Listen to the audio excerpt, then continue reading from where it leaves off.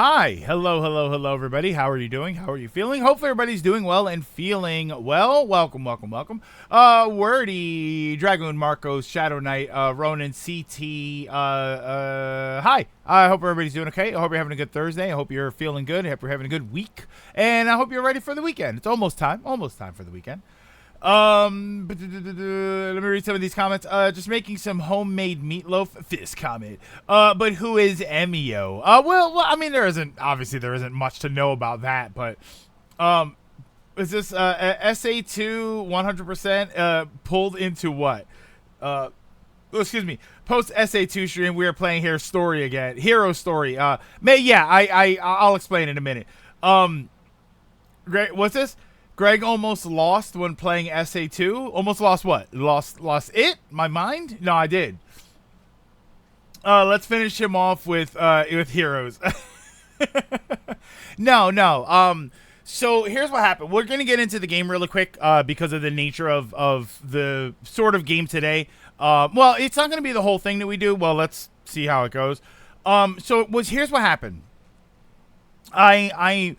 I wasn't sure if I had the Sonic Adventure 2 Hero story videos. I was pretty sure that I had saved them, but I wasn't entirely sure. So I went onto YouTube and I double checked, and I did. Actually, the SA2 videos are what compelled me to start uploading everything to YouTube. So they were like, if you go back to my YouTube videos, I think October was the last time I had uploaded a video, October 2023. And then January was the first time I uploaded again, which was Final Fantasy 16, and I started uploading the Final Fantasy 16, and that was when I started uploading streams consistently. But I had actually uploaded the Sonic Adventure videos before, and there were 3 of those. The problem was I forgot, I think when I was thinking about it, this is what ended up happening. I forgot that after the 3rd video, we didn't beat the game, so we went and finished the hero story on the next stream, and then I did something else. Like I finished the hero story, and then I must have just did something else.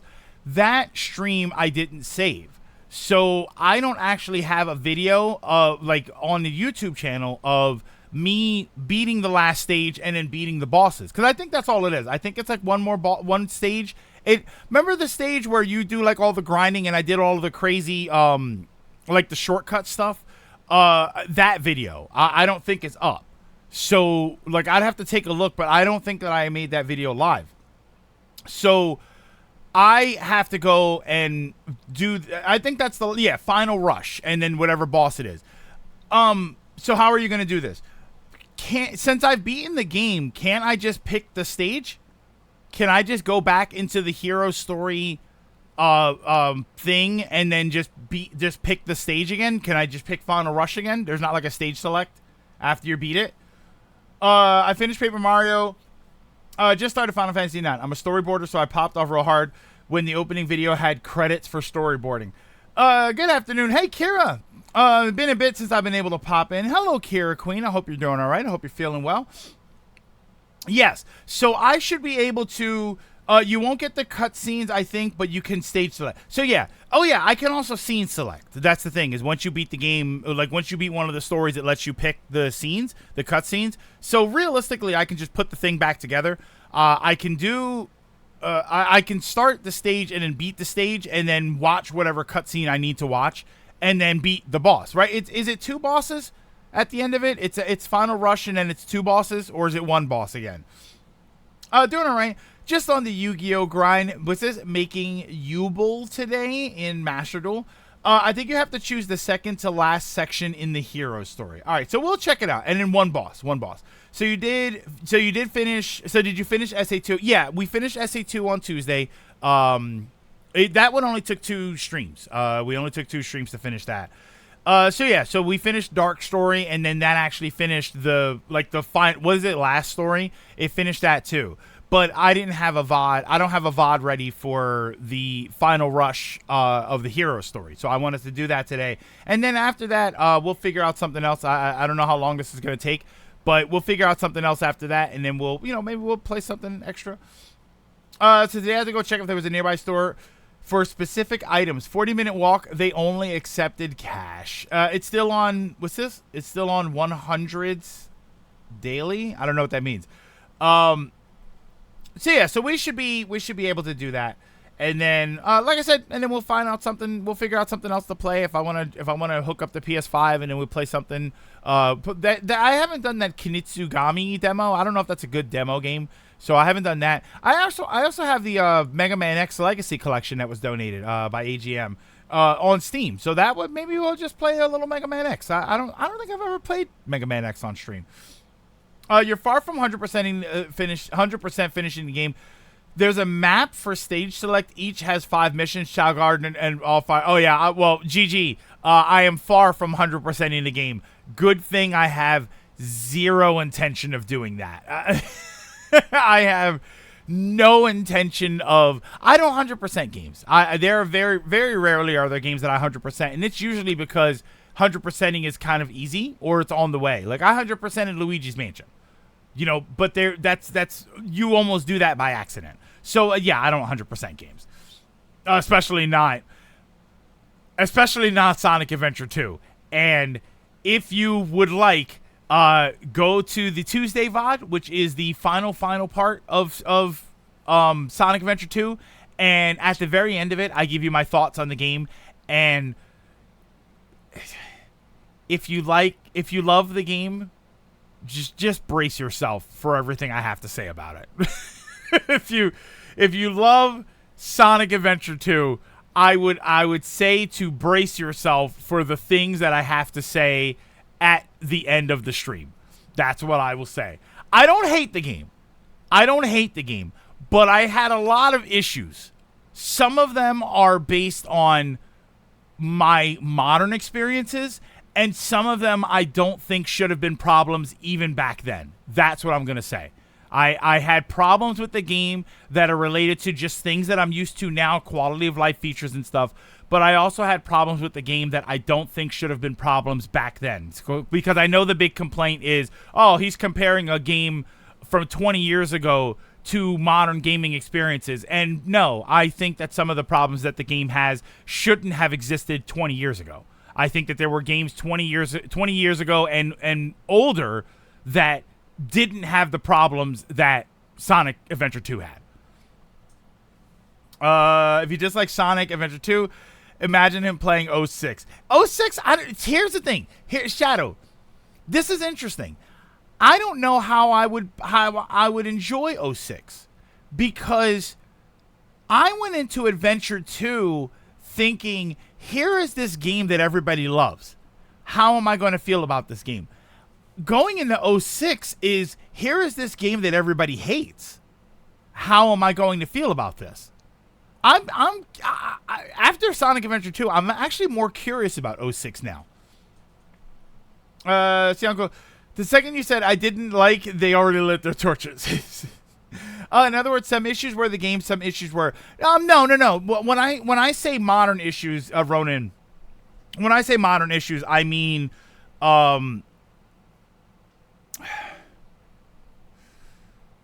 because there are certain things, like what do I mean by a modern issue where I don't know, because I think some of that stuff shouldn't have been existed. I think some of that shouldn't have existed back then. For instance, a quick teaser on that. The camera. Lilac, thank you so much. In the Hunt with a tier 1 subscribe for 65 months. Thank you so much, Lilac. Did you know 65 divided by 2 and then times 4 and then halved is 65? That's my pseudo math lesson for the day. One button gameplay and cameras. One button gameplay is a problem I think shouldn't have existed back then, particularly because of the way the one button thing works. I had a problem with every time I had a problem with the multitude of times that I was not supposed to hit a direction on the controller. That was kind of weird to me, and I felt like I don't think that's a modern convenience problem. I think that that's a gameplay mechanics problem. I think that it's weird that in a Sonic game, in a 3D platform action adventure game, there are too many moments where I die because I try to do something. And I found that kind of weird. The camera, for instance, I'll agree on the camera. Sure, I expect some amount of jank because it's an older game. I think that it was a bit more jank than even back then should have expected. I think that there were games that were older than Sonic Adventure 2 that I don't think had nearly as much jank. But I will also admit that I am looking at it from a more modern perspective where I can't remember the last time I had a camera problem. I can't remember the last time I had a game where I was overwhelmed with the amount of times that the camera screwed me over. So part of that is a modern issue, but I do think that even if we were back in 2002 or 3, even back then, I would say this camera is getting on my nerves. This is really becoming a problem. As I played some problems, the game has a skill issue, which on its own, yeah, the skill issue is all me. The things that I were doing that were a skill issue, that was definitely all me, and I don't attribute that to modern gaming or anything. I attribute that to my own playing. But it was also the first time I was playing the game, so there are moments where I would say, okay, I'm still getting used to it. I don't have the muscle memory for a Sonic game. I mean, it's literally my first 3D Sonic game ever, so I don't have the muscle memory for it. But a lot of that's my fault. That's just inexperience on my part. That is me forgetting certain mechanics. When we went back to the Dark Story, I forgot the whole bouncy thing. There were things that I had to remember. So all that skill issue stuff, I don't put on the game at all. That's all me. I understand that completely. But when I'm trying to do something and the camera spins around, or when I try and hop somewhere and I fall into a hole because I hit left and I wasn't supposed to hit left, I don't consider that a skill issue. I consider that the game had weird problems. Camera problems in SA2? You just had to look up. I didn't look up. This falls into my hype thing. People that try to sell you on playing a game that it's the best thing ever, and setting you up to be disappointed. A lot of what we love deeply is in part from nostalgia. It was discovering things as kids. You get the same in reverse too. Being told a game is the worst thing ever, and it sets you so low, you end up being like, this is actually that bad, or this isn't that bad. Yeah, that does kind of happen, Lilac, and you know, again, one of my issues with SA2, and this was more of a fan base issue, was that, and we had a lot of people in here, and I don't fault anybody for loving the things that they love, but Sonic Adventure 2 and a lot of Sonic games seem to be overrun with the idea that I know that it's bad, but I still had fun with it. You know, from the fans of the franchise, it seems every time there's a Sonic issue, every time there's a 3D Sonic issue in particular, it seems to be overwhelmed with, I think I understand that all of these things were busted or were wrong, but I still had fun with the game. And I think that people don't want to accept that doesn't mean it's a good game. It means it's a bad game that you found enjoyment in. But it doesn't mean it's a good game. If I tell you that despite all of the problems, I had a blast playing Bubsy 3D, it doesn't make Bubsy 3D a good game. It meant I was able to find enjoyment in it. So it feels like there's a lot of that. Sonic fans also divided. It's hard to see what's good and what's bad from an outside perspective, and that's maybe that's part of it. Maybe that's an issue with it. I feel like I remember hearing it with Frontiers, and I remember hearing it with a lot of other games where people would say, yeah, it was janky, the camera was bad, the mechanics were so-so, the plot was boring, the this and the that and the other, but I still had fun with it. But that doesn't mean it's a good game. That means that you had fun with what you are acknowledging is a bad game. You're acknowledging all of these problems that any other game would be berated for. And then you say, but I had fun with it. That means it's a bad game that you liked. That's all that means. It just makes things even worse. SA2 shouldn't have had those issues already, and they not only didn't learn, but they went backwards. Yeah. Case in point was just 16. Having problems in it doesn't ruin its enjoyment. Yeah, 16. You're right. 16 was kind of the same thing. 16 was probably the most polarizing game we ever played on stream. 16 had some issues. It had things that took me out of the story to an extent. It had some problems, but it doesn't mean that I wasn't enjoying it for what was there. 16 is a little bit different because I do think the 16 overall was a good game with some issues. I think Sonic Adventure 2 was, in my opinion, I think Sonic Adventure 2 was a bad game that had some fun aspects to it. And I think that as a Sonic fan would have an easy time ignoring everything that was bad to find everything that was good. But a non-Sonic fan, I think, would not enjoy that experience. And it's fair to say I'm not a Sonic fan. I don't hate Sonic. It's just not a franchise that I particularly chase down. I mean, this is literally my first 3D Sonic game. As somebody who doesn't peer deeply into the franchise, I didn't enjoy playing that game. For the most part, I didn't enjoy playing it. I thought that it was a bad game that had a lot of problems, that I could see what was good about it, but it was hard to see it through everything that I hated. That's it. Even SA2 fans admit they only enjoy 33% of the game. That's a bad game. That's a bad game. If even the people who claim to be fans of the game admit that only about a third of the game is something that they really enjoy, that is objectively a bad game. That's not a good experience. If I told you that Final Fantasy Tactics was my favorite game of all time, and then I said I like 33% of it, does it sound like it's my favorite? It's not. It's not. Canceled. The funny thing is the whole "it has happened to me" argument, because I can say with confidence, never in my 20 years of playing have I seen the problems you went through with camera position, but I also know you didn't do them on purpose. The game did that. And who knows, maybe a part of it was my fault. Maybe part of it was that I was used to modern games, so I wasn't expecting those problems, so I didn't play into those problems. But again, if I have to play into the shortcomings of the game, that's not a good game design.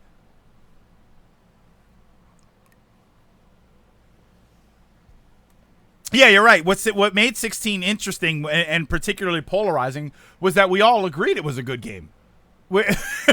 Everybody agreed it was a good game. I believe that it was a good game that had a few things that took me out of it. And it was so funny that we're literally yelling at each other from the same side of the table. The treasure hunting is one of my least favorite stages. It was one of the reasons I couldn't finish the game because of how annoying it can be. And bear in mind, I had to do those on stream. I enjoy like half of it. The other half I'm indifferent towards. That's not a good game. That's if you went and saw a movie that was 2 hours and you said I am indifferent to 1 hour and I enjoyed the other hour, you wouldn't say that that is an Oscar-winning movie. You wouldn't say that that's the best movie ever. You would say it was riddled with problems, but you still managed to enjoy it. John only likes Sonic stages in 06. Hates Shadow and Silver. Oh, that hurts my feelings.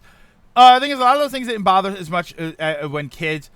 And later in life, you are replaying already in mind of what's going on and knowing how to play into those issues the game has.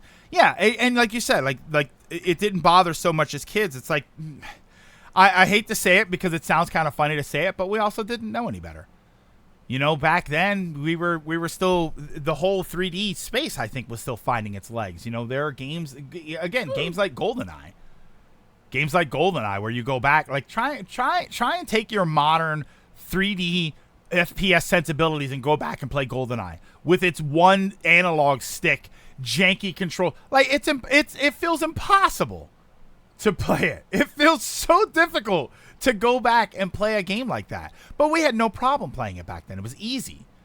We plugged it in, we turned it on, we picked Odd Job, and we dominated. And we had no problem doing it whatsoever. You go back to it now, it's very difficult. Picked the wrong button there. Okay. Creepy Super Smash Bros. World of Light was the worst mode in the game, except for like 10% of when you fought bosses. I didn't think World of Light was particularly bad for the first hour, and then it was just the same thing over and over. I didn't beat it. I didn't beat World of Light. I found it boring. I thought that it was fine until you realize it was just the same thing over and over again. And it wasn't particularly interesting. I would have liked Smash Run. If you wanted to give me a mode that I would have enjoyed, just bring back Smash Run. I thought Smash Run was way more interesting. Player. Gamepad. All right, we saved gamepad. Hang on, we're gonna jump into the game here. Did I figure out how to do this? No, I'm not even gonna bother. Okay. We're gonna jump into the game. We're gonna keep talking, but we're gonna jump into the game here. Hopefully, it's not too loud. Oh wait, I have to click it. The 3D space didn't get its foundation set until until PS2, Xbox, and GameCube generation. Before that, it was a massive experiment trying to figure out what worked and why. I hate it. I didn't like the 3D era. I know that's as a modern retro gamer, that's probably my biggest hot take, is that I didn't like that era of gaming. PS1, N64. I wasn't a huge fan of the 3D games in that era. Some of them I managed to enjoy. I would say that it wasn't until maybe PS2 to an extent. I liked Halo. I liked Halo. I liked Metroid Prime. It's kind of like you said. Even PS2, I was kind of like, eh. But I think PS2 was the first time I really played some games where I said, yeah, okay, I enjoy this. I legitimately enjoy this. Most of what I really genuinely liked on PS1 were 2D games or RPGs or something. But the whole 3D platforming space, I couldn't stand. I mean, it's one of the reasons I don't really like platformers today. Like collectathon platformers. For World of Light to Subspace. Subspace is a bad Kirby game, and it's Smash Bros. Code of Paint. Yeah, and people are surprised you didn't like SA2. I don't know. I don't think it's particularly a problem, but while World of Light was boring, its climax is one of the best moments it had in Smash. Being able to officially play as Master Hand made it all worth it. And again, I mean, that goes back to the discussion about, you know, how much do I have to play before I get to the good part?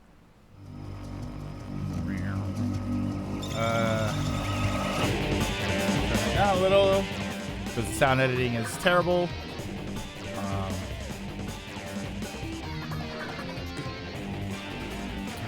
Hang on. Okay. Oh, see, FF9 is my favorite game that I always recommend people play the HD version over anything for one simple reason. As much as I love the game, it never bothered me as a kid. The game is slow. Also, I hate the trance system being automatic. While it makes sense lore-wise, gameplay-wise, you tended to lose trance because it would trigger at the end of a random fight before the boss. Chrono Cross. Final Fantasy IX, I only ever played through twice, and I think that might be why. Chrono Cross was a game that I think is incredible, but is many times dirt slow. I think that there were moments of Chrono Cross that were dirt slow. And I could fully understand somebody saying, I didn't like Chrono Cross. I tried playing it and I got bored. And I would say, yeah, okay, I 100% I understand that. You know, no major spoilers for Final Fantasy IX. No worries. I don't remember enough of it anyway.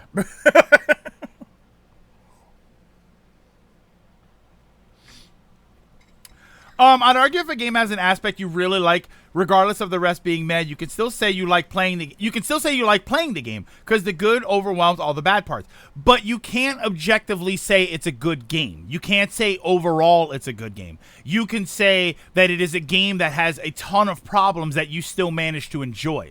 But if you can without a doubt say the camera was a problem, the sound editing is terrible, the sound balancing is awful, but the sound engineering just in general was terrible.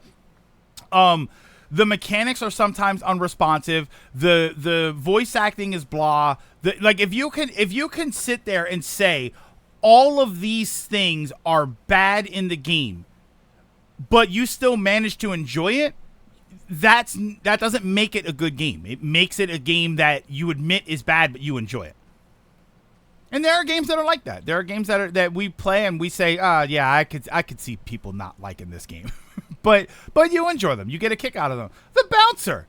I think The Bouncer is a good example of that. I think a lot of people have said that they managed to find some enjoyment in a Bouncer, but overall, it's not that great of a game. It's really not. All right, so I can do one player, stage select. That's an important notice. While the flaws are always there, SA1 and 2 are a reverse situation, a lot like FF9 example. All of the problems you lived through, present since Dreamcast, 4 times worse in this HD version. That's still on Sega releasing a bad product, but that argument can coexist with this is the worst version of the game. Oh, that's what we should do. But again, the modern issues, people associate opinion with fact and truth. Yeah, I mean, they definitely, and they take it personally. And that's the thing. Even if it's an opinion, people take it personally. And they're like, oh, no, you hate my favorite game. How dare you? It's like, The Bouncer is a masterpiece. Don't go to stage select. Story select. Hero. Select. I want to go here. Is it this? Is it just last chance?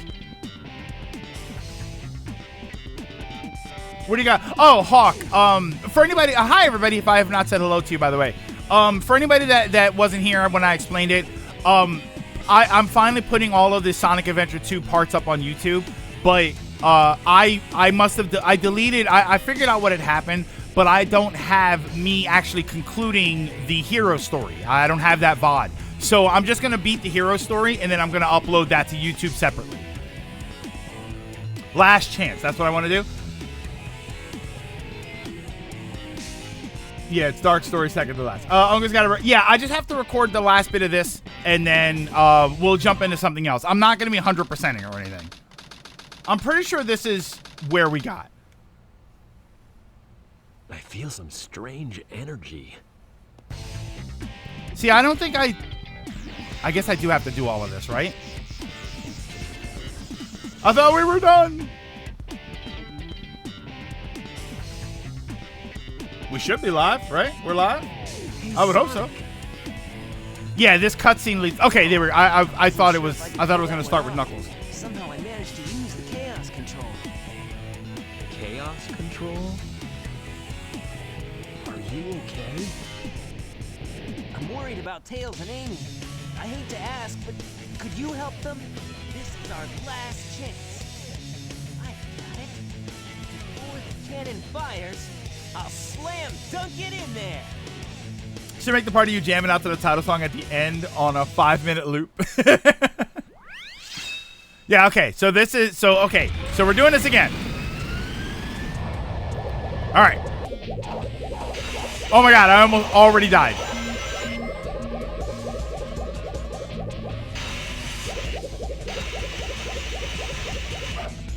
Oh no! Okay. That was me. Okay. I know that I can take shortcuts. I don't remember any of the shortcuts. I don't think it was there yet.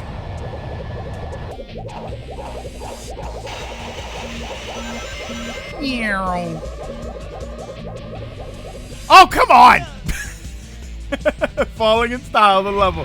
Would love SGB to redo this with your... Oh my god, could you imagine? Alright. Stay on the... Yeah, okay, there we go. Okay, what is happening? How long before you break our hearts over SA1? Now, okay, that's an interesting... people have been mentioning that. Let's say I went back and played SA1. I really can't. You can just regular jump. I'm not even jumping. That's the thing. I'm not actually jumping off the rail. I'm just letting the game guide me off the rail. Yeah, I'm not jumping. I'm not hitting a button here. Okay. I think that's what I did before. I probably should have went back and watched it. Uh-oh. I didn't mean to do that. That's where I went and I did the thing. Okay. Alright, we're good. We're good. Story? Oh god, do I have to watch the cutscene again? Story select. Scene select. Do I have to watch the cutscene again, or can I just go to stage select?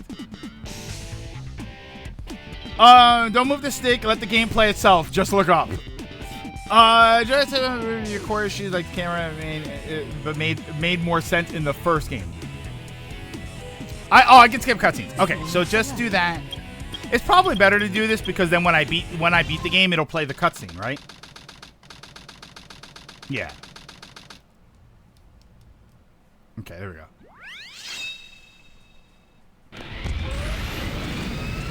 But yeah, press pause so you can skip. And right there, it doesn't actually line me up.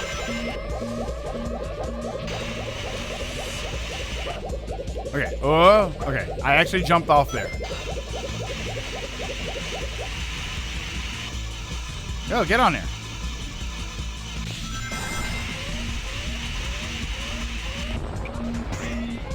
I think I made it to... a checkpoint, I think. And then, yeah, I think this is where I used to hop off, right? Yeah, because then I went all the way down here and I did this.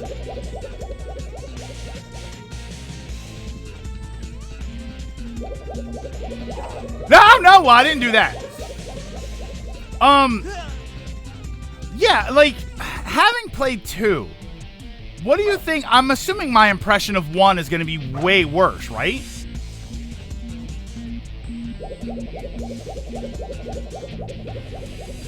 All right, I think I did it like I moved over so that I could line up better.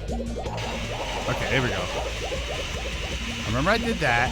I can't hit the crouch thing because the crouch thing kills me.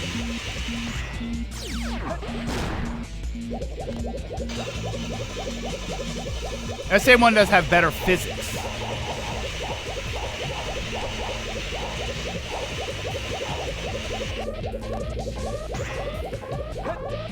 Whoa.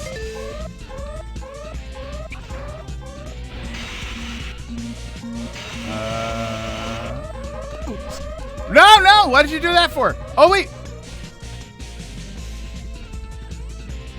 Oh, stop moving, camera. Yes.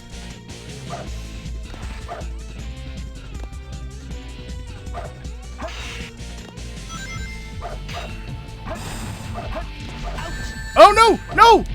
No! Oh, no! No!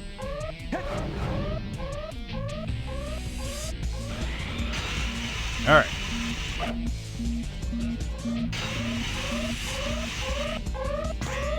Oh, I guess that's what I was supposed to do there. Oh, wait, I fell the other way before. Okay, this is like the long way.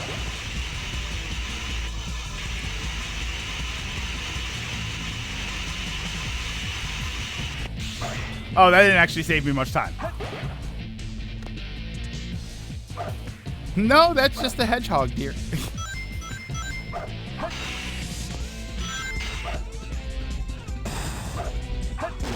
Okay. Whoa.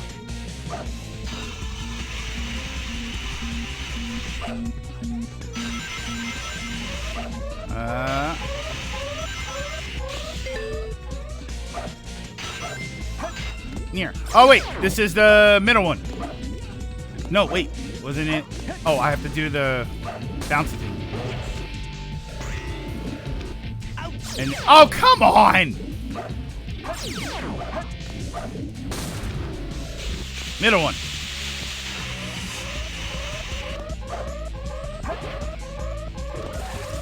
SA1 is more platformer and not as fast, so the controls aren't as aggravating as here.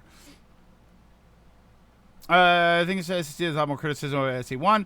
Because 1 is the first game, so an issue made sense. Yeah, why did SA2 have those problems? Get more speed using jump dash. Try climbing up There you the go. steep All right. incline.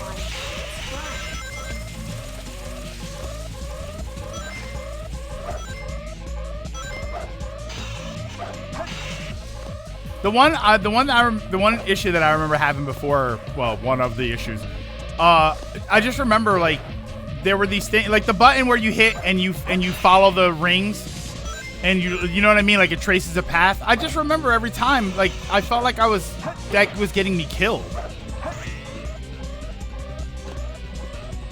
Here. Oh my god. Okay. Like that. Oh my god. Ooh.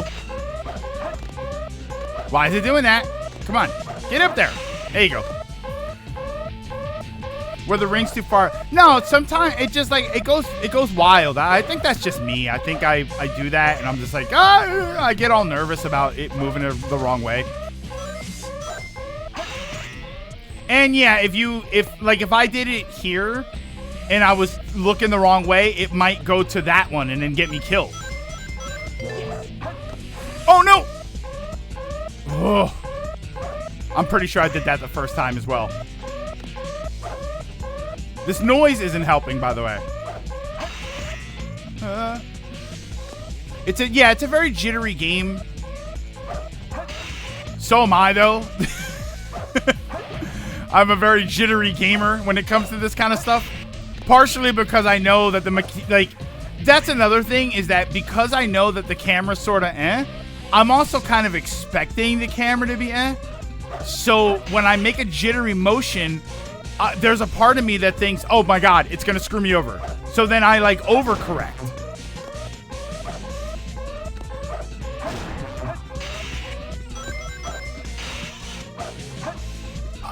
Come on! That. This alarm's got a sick beat going. Like that right there. That right there, actually. It almost knocked me off the side. Like, am I supposed to be aiming it? Or do I just hit the button without a directional stick and it aims right for the rail?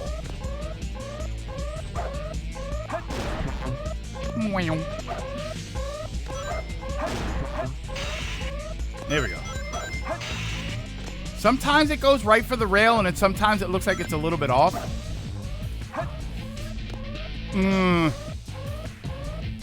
Aim. You do have to aim it, yeah. Okay. And that happens, and I get all panicky.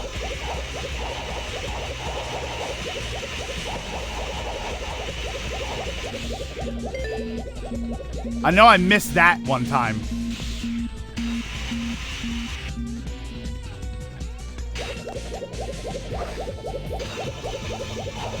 Go. The homing attack doesn't lock into rails in this game.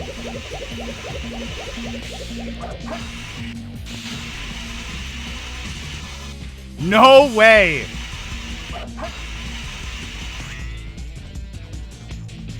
There we go. Okay.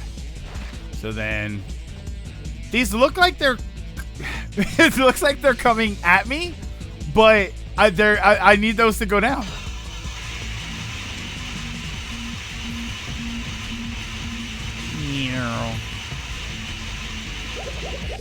Whoa.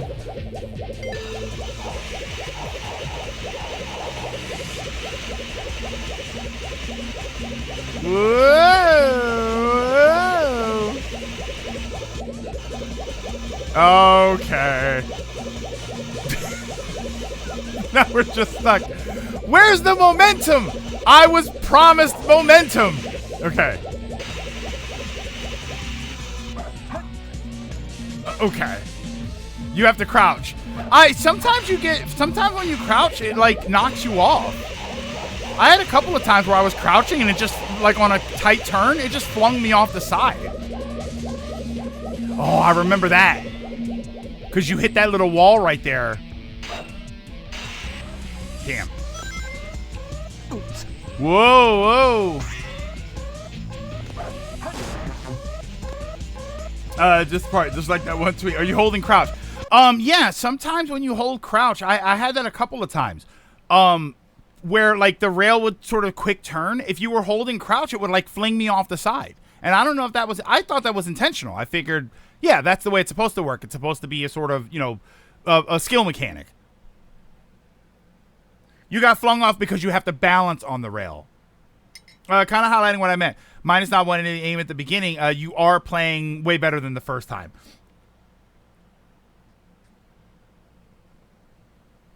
When you crouch, you got to keep your balance on the rail, or Sonic and Shadow will fling off.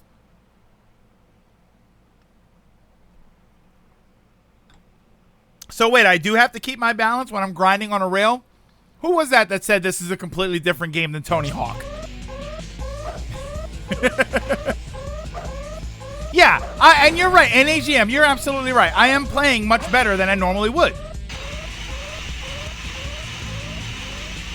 How's the heat wave, by the way? It actually kind of broke today. I think the high temperature today is only going to be 89. When I left this morning, it was only 72 degrees outside. I was so happy, which sounds insane, except the other day when I left the house, it was 83 and crazy humid. But it's not super humid today. Yes. No! I I jumped off. That was my fault.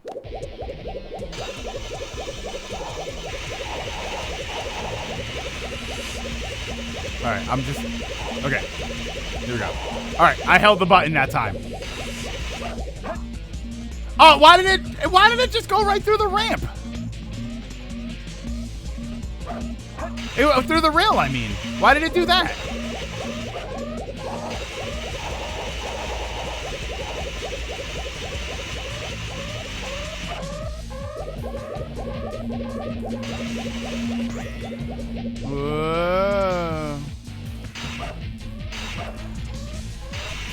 Whoa. Whoa, no. Oh my God.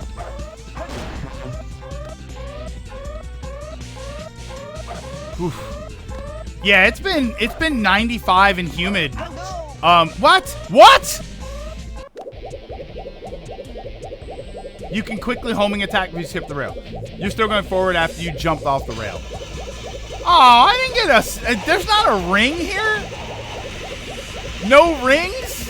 What is this, Elden? I was going to make an Elden Ring joke.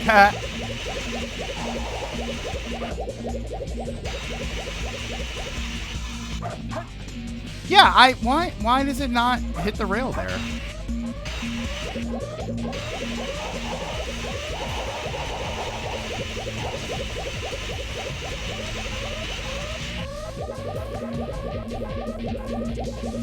Oh my God. No! Oh, back to the beginning. All right. I guess you can't stage select and start right in the middle. So I gotta do it all again. We're gonna be here for a while. How did the Bio-Lizard fight turn out for you? I think it was okay. I don't remember it being too ridiculous. No, we did have some problems. The first one, I'm thinking of the second one. The first part, we had some issues. I suppose the question then is, are you enjoying the game more now that you're used to this level?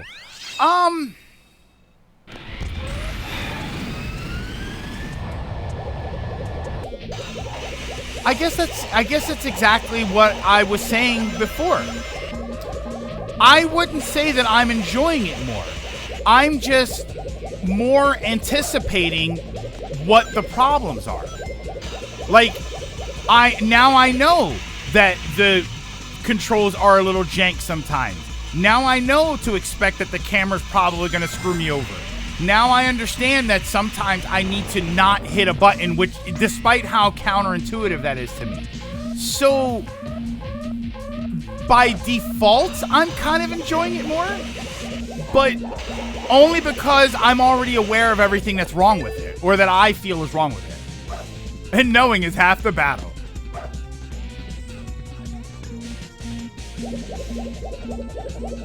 Oh yeah, I also had when I did the Bio-Lizard thing, apparently I like cheesed the last phase.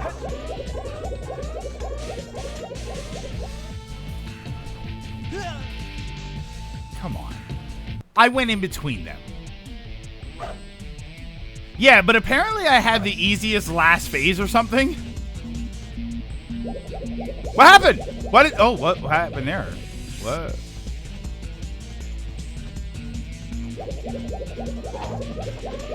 Why? Why? Why is it not clicking? Why is it not doing the most simple thing?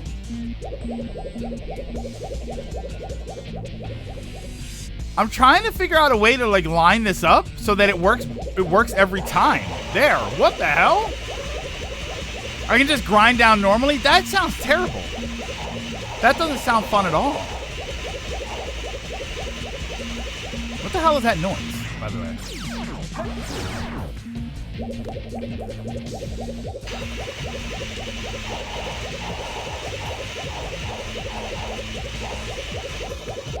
Go! Go! No! No, I'm stuck! Oh, why did he jump like that? Oh, wait, what? Oh, wait. There's another rail down here. No, let's go. No, no. Oh, wait. I have to change. Hold on. Sorry. Let's do it retro.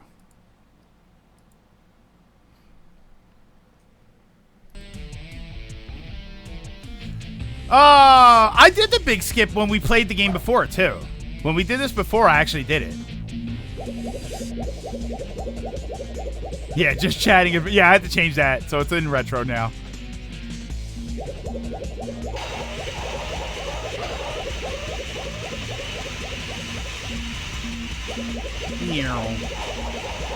I don't remember if that. I don't remember when we did it before, and I did that big skip. I don't remember if that is on. If we have the VOD for that. If that was on the VOD that I do have. I'm pretty sure it was. Always crouch. Never stop crouching.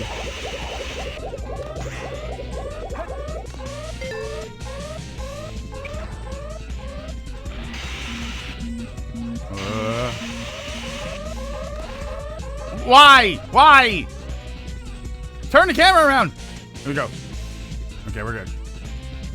Stop. See, why does it do that? Like, it's getting on my nerves that it was doing that. The camera kept shifting around. Like, stop shifting around. Stay, the camera, stay behind me. Why would it keep moving when I'm going in the same direction? Yeah, the camera's automatic. That's just how it's built. But that's bad. If I could have some control over the camera, it should be somewhat stable. A camera that shifts around on its own, that doesn't sound good. Yeah, it wants to use a preset position, but that's not a good way to have a camera.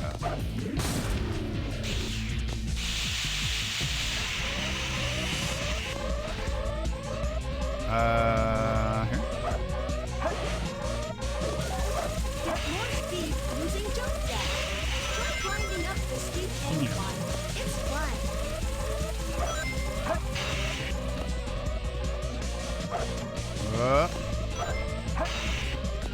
Oh wait, I wanna get rings, right? Because the camera's meant to be automatic. By taking shortcuts, you're skipping triggers, which confuses the camera. So yeah, so why not just have it be that the camera is in a better what? Come on. Like, can some of those aren't me. None of that wasn't me right there. It had actually clicked the rail. Luckily, there was a platform underneath. Like, I want to move the camera. Okay. See, this is what I'm talking about. I move the camera so that I can position myself. And then the second I move it, it moves.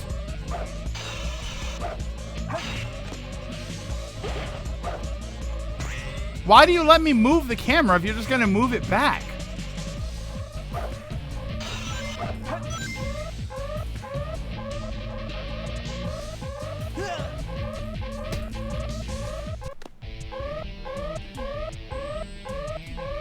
What? He went through the rail.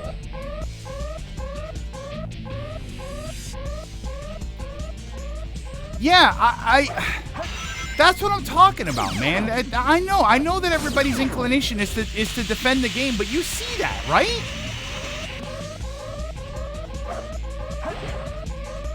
Get more speed using jump dash. Were you holding forward? No, I just dashed. It's fun.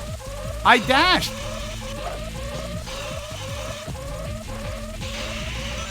Well, like the boost thingy, the air boost thingy.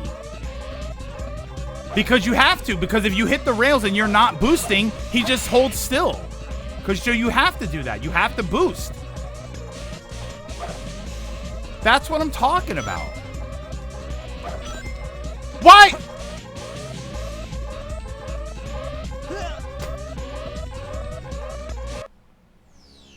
Do you know what? You want to know what happened there? Do you want to know what happened there? I'm gonna tell you exactly what happened there. I jumped to hit the Y button to do the bouncy. And what did he do? He did the thing where he targets the ring. And it launched him right off the side. That's what happened there. Story select, scene select. I went to jump and do the bouncy thing. And I don't think it registered my jump. So I was standing there when I pressed Y. And it did the thing where you grab a ring, but instead of grabbing the rings in a circle like the rings were shaped, he grabbed one ring and ran off the side of the platform. That's what he did. That's why I lost right there.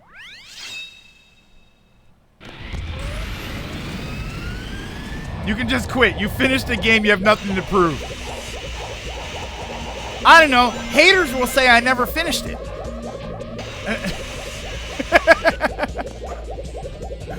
I don't know. I can't.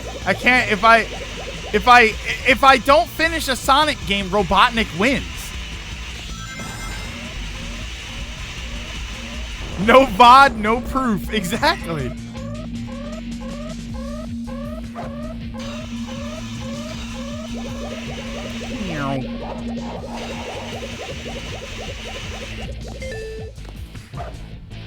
Who's his uncle who supposed claims of beating Sonic? Yeah, so it's like, I wonder where that other big skip is. Like, if I can figure out how to do it specifically.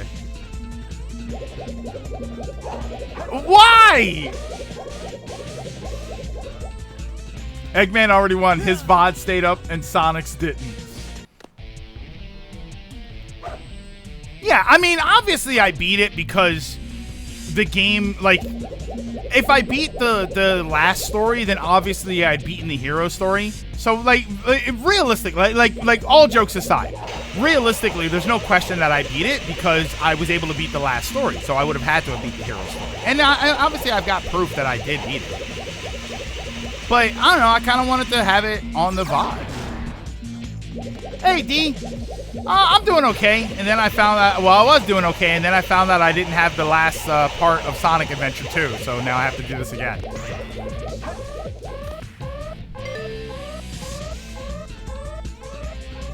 But perhaps you downloaded a save file. Oh, yeah. There you go. Whoa.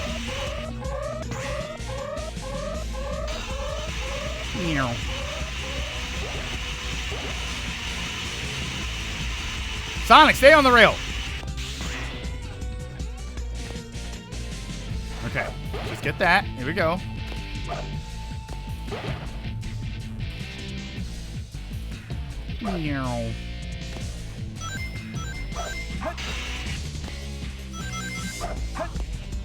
Okay. Or you can get used to something you don't like. As a result, you just tolerate it more. You don't necessarily enjoy it, but to Agent's point, you can also end up enjoying it. Yeah, I think so. I think that's entirely possible. I think that there are games that you might get frustrated with, and when you get used to it, when you understand it a little bit better, then you would say, "Oh yeah, I get it now. I get it." It's just I should have to get used to mechanics I'm not familiar with. I shouldn't have to get used to a game being janky, and then I say, "Oh yeah, well I'm used to it." I shouldn't. That shouldn't be a thing.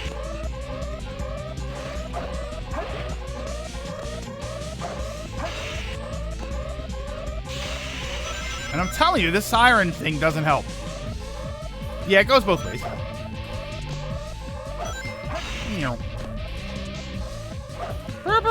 How many alarms are going off? If I get 100, right? I get an extra life? Yay!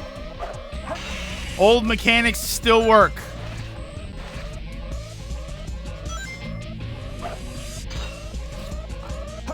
You're killing me. You're killing me. Literally, you're killing me. In that you're getting me killed.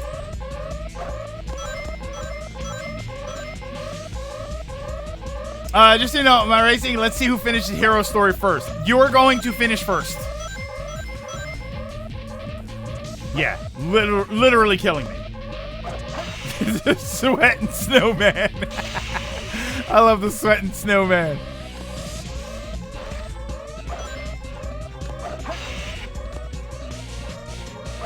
Yeah, I see everything that I should say, what an amazing experience. Sonic the Hedgehog. Unbelievable. And I can't see it well through falling through rails. Or not hitting a rail. The alarms, the beeps.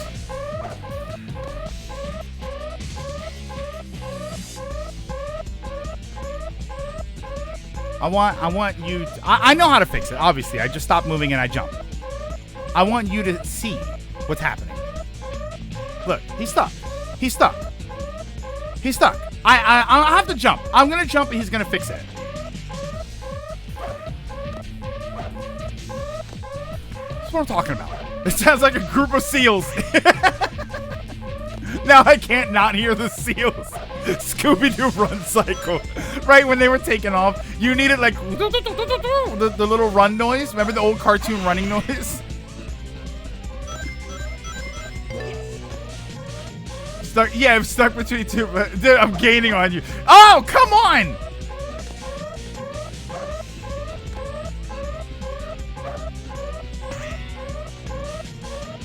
Oh, you're gonna win. You probably have way more experience with this than I do.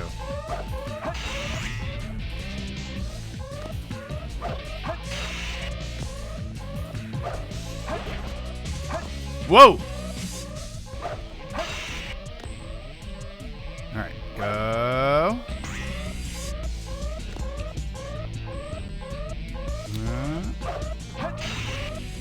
Oof. Don't try to be cheeky. There you go. There you go. Hold on. See, like right there, I knew that I had to step back before I hit the rail. Not because that's like, oh, the game, you know, has an intentional mechanic. I know that if I jump, it's almost like I'm past the hitbox of the rail. Like if I jump right here and I try and boost, it'll get me killed. Because I'll jump, it'll like hit the rail but at a wrong angle and it'll send me off the side and I'll die. That doesn't mean the game works. It means I figured out how the game is broken. CJ, thank you so much for the 3-stream streak. Very much appreciate that.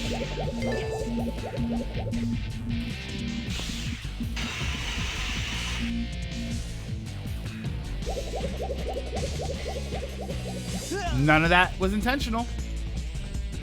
I'd say you figured out how the rail works because it's momentum-based. Momentum-based gameplay.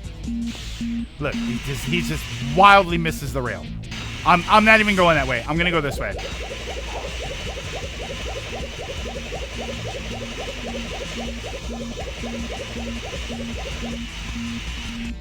All right.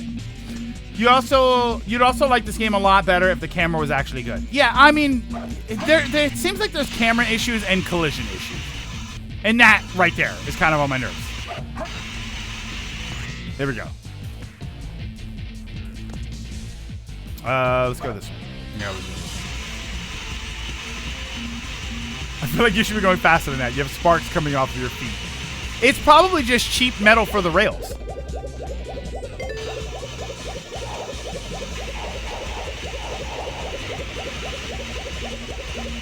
Well, the GameCube version would have just been a port, right? So whatever was wrong with this one would have been probably still wrong with the GameCube version.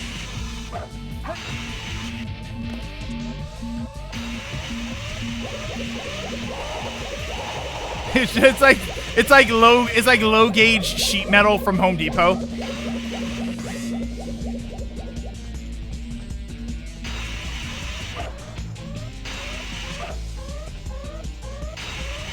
Oh, I made that. I never make that.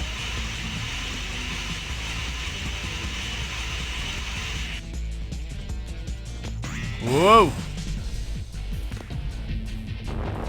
Oh, what? Wait. Oh, brother. What? And are there intentionally no rings? Am I missing something? Am I missing rings by going the wrong way?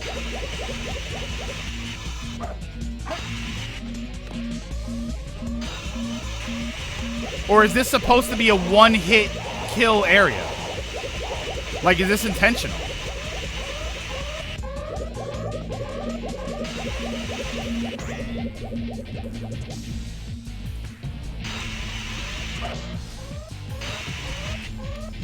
Damn. Yeah, there are no rings here.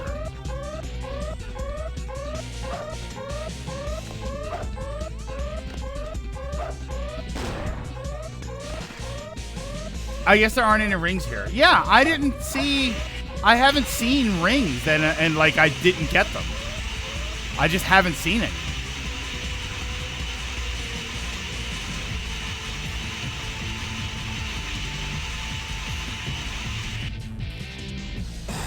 Why?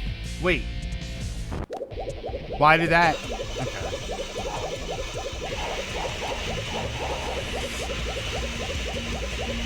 So I was supposed to hit something there?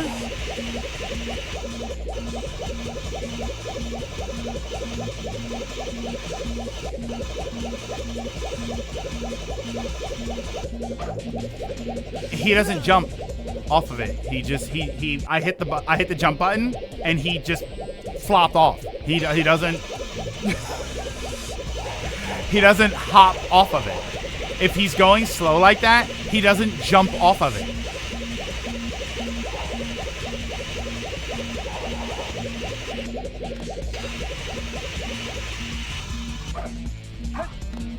He didn't grind the rail there. There's rings in one spot. Even Sonic is tired of Final Rush.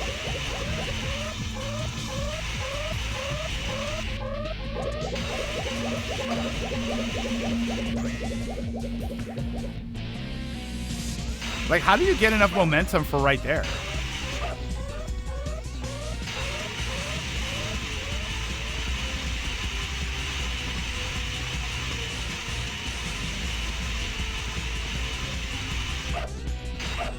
Oh, that was my, okay. That was my fault. I actually jumped there. I mean, I didn't think I was going fast enough. I think I would have fallen anyway, but that was my fault. We're going to try this a couple more times. I really want to get this up there so that we can have actually beating the final stage, but there's only so much of this I can take. Because that's insane that you have to do all of this again.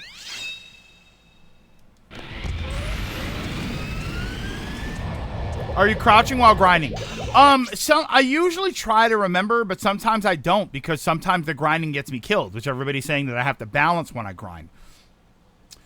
Unique bugs, and you can play other versions readily. This is the official current version. Players are expected to play. Yeah, so that right there, even the whole like when we were playing it yesterday, I didn't mean to do that. Somebody was saying like you chose to play the worst version. It's like, yeah, but what other version am I supposed to play? Am I supposed to go out and buy an expensive a Dreamcast version of the game? And I mean, I have a Dreamcast, but if I didn't have a Dreamcast, what am I supposed to do there? Like this is the version that is made ready to play. So if it's the worst version of the game, who do you need to blame for that? That's not the player's fault. That wouldn't be a player who has made the active choice to play the worst version of the game. It's the version of the game that they have access to. So it's Sega's fault for not making the good version of the game accessible. Yeah, it's the most readily available version. It's the easiest version to play. This is if they want you to play this game, this is what they gave you. So whose fault is it that it doesn't work? It's theirs.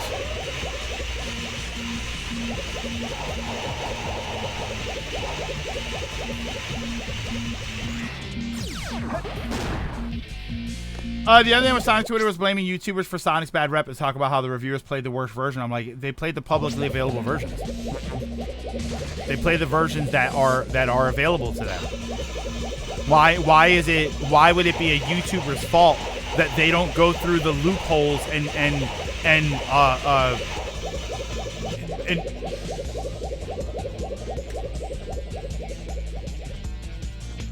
hold on.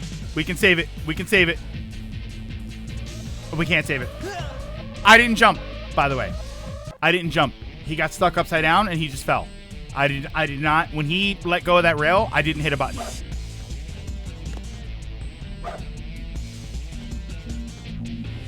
Yeah, I was on it. I didn't hit a button. He just decided I don't want to be here anymore.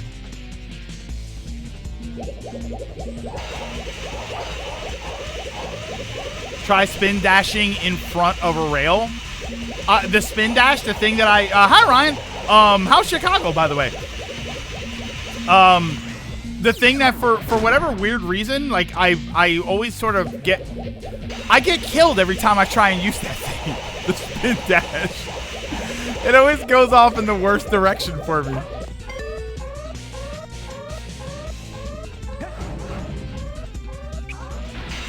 Yeah, right there. There we go. That would have gotten me killed. That almost got me killed. If I would have not pulled back right there, it would have fallen off under the rail and I would have died.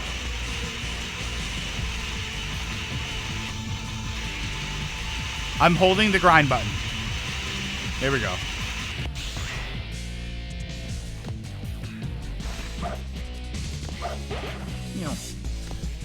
Yeah, when you're stuck upside down, you just fall. There's nothing you can do.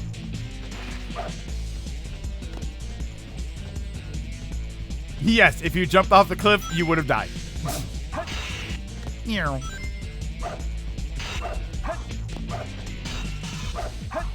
Why? Why? What are you doing? Okay, just get off of it. Start over. You don't have enough speed a lot of the time in rails, so spin dash will get you through it. But when I'm already on the rail, I can't spin dash when I'm already on the rail, right? Like, that's not what you're saying, is it?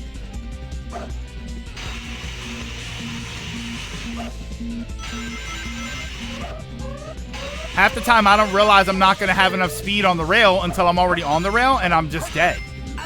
Okay.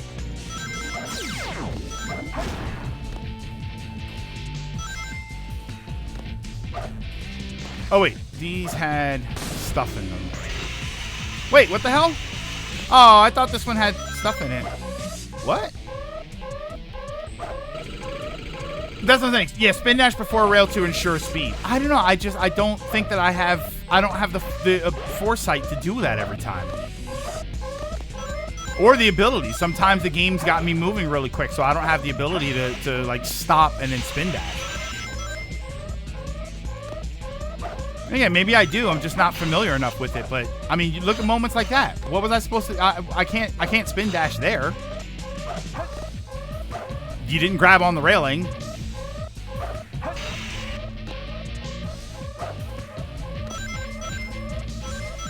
Damn, I was hoping to get here with enough rings so I can get another. What's it called? There.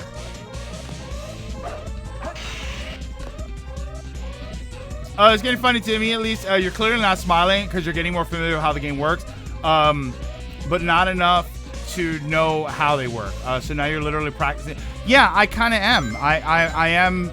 You're right. I'm at a point where I'm not really. I mean, it sounds more excessive than I mean it to, but it is. I'm at a point where I'm not having a lot of fun. Like now this is like the speed run. Now I'm in like speed run mentality. Now it's like I feel like I'm micromanaging every motion that I make because I have to. And that's fine if it's a speed run and I choose to engage in the game in that way. But I feel like I have to do it right now because if I don't, I'm gonna die.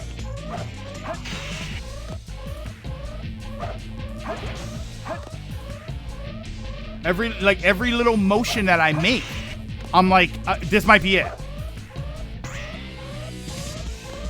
I need one ring, said Sauron. There, right there.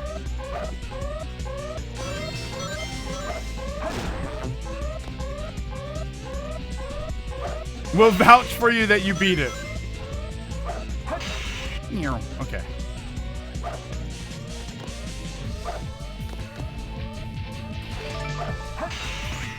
Whoa, whoa, whoa, whoa! What was that? Oh, TK, thank you so much for the 100 bits for having the courage to choose suffering. Thank you so much. I appreciate that. Just, you know, I wanna have the whole thing on there. Even if it's gonna be. The funny thing is, if I'm able to do this, and I get this like part up, It means that the whole Sonic playthrough is going to be like weirdly out of order. Okay.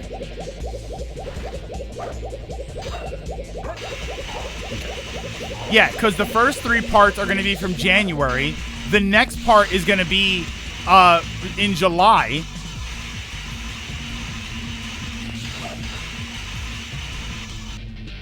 Okay, wait. I have to crouch. There we go. I now remember the crouch.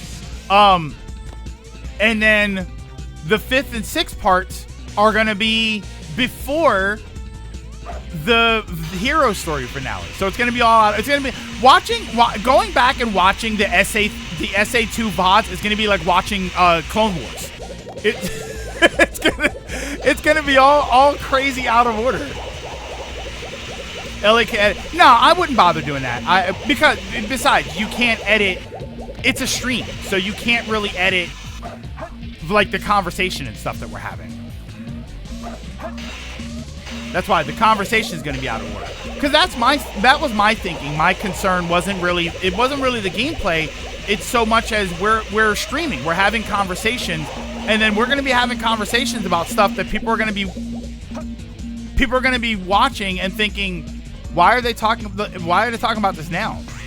Because maybe they didn't notice that, I put in the stream title that it's a January VOD. So if anybody doesn't realize it's a January video, they're going to be confused at half the stuff that we're talking about. You know, we're going to be having conversations about the fact that we haven't heard anything about Metroid Prime 4. We'd really like a new Mario game. Like, think about all of the stuff that hadn't happened yet in January. Guess you worked till 12 a.m. yesterday. Wait, how did you know about Metroid Prime 4 in January? Do I have a favorite Mel Brooks movie? I'm inclined to say Spaceballs. It's just so good. I have good memories of that movie. I think the movie's hysterical. What? Yeah, I'm heavily inclined to say Spaceballs. I loved Blazing Saddles. I think Blazing Saddles is hysterical.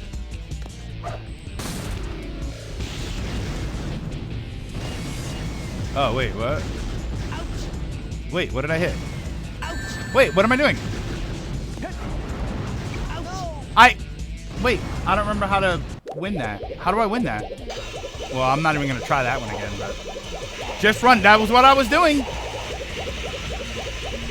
When I got hit the first time, I was just running. I wasn't touching anything else. That's what made me touch buttons, because I was getting hit still. See? Just run. Spin dash it. No, I was just running and I got hit.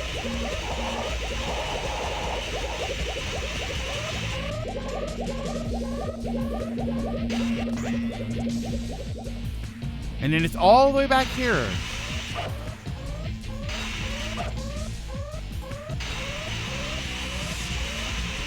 I hit the wall? Is that what happened?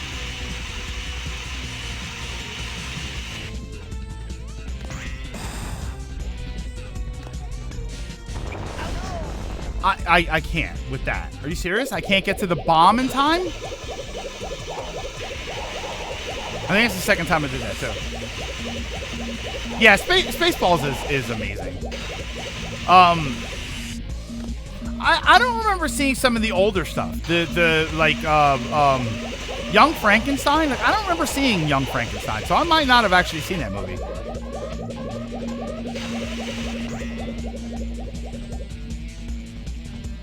Rings to the right of the floating platform in front of the Bomberman robot.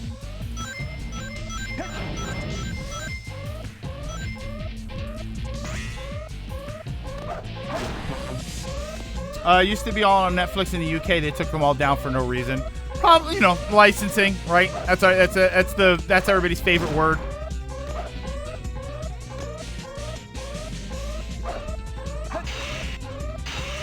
Oh, wait, hold on.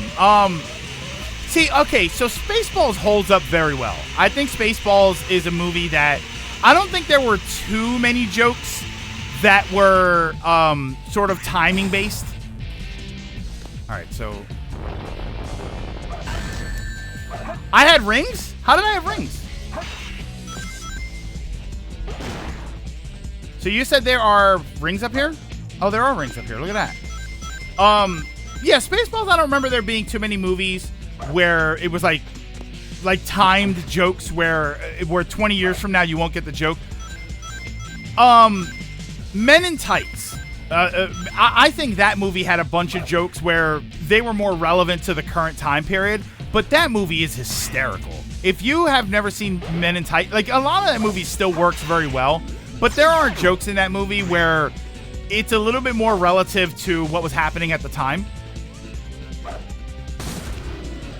Oh, they're all like this. Okay, so just run.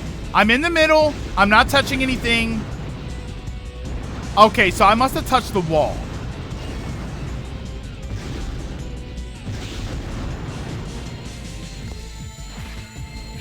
That was the end of the stage, too. Spaceballs' only weakness is reliance on Star Wars parody. But outside of that, the movie is still funny. Yeah, but that's a parody movie. I think that's just a parody movie problem in general. I don't think that there's too many parody movies. That's a good question. I don't think that there are too many parody movies that hold up well on their own. That they hold up because of the parody. Thank you. Yeah, I almost ran off the side there. You know, what can I say? I die hard. You actually saved me. I tell you one that holds up really well was Not Another Teen Movie. I think that movie plays on a lot of movies that maybe people weren't familiar with. So by default, it ends up holding up well on its own. I think that's a hysterical movie. Scary Movie, yeah, I think Scary Movies did well. The good thing about Scary Movie is that they became their own franchise, so they didn't rely too heavily on everything else. But you know, I can't let you live. Your adventure days are coming to an end. Gene Wilder and Mel Brooks were both in Blazing Saddles, and my mind farted. Oh, wait, this thing. I remember that. Okay, wait, I remember how to...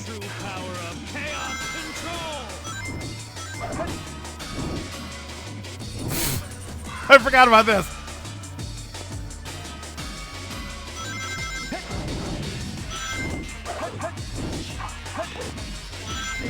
Oh wait, I forgot. I moved slightly ahead of him.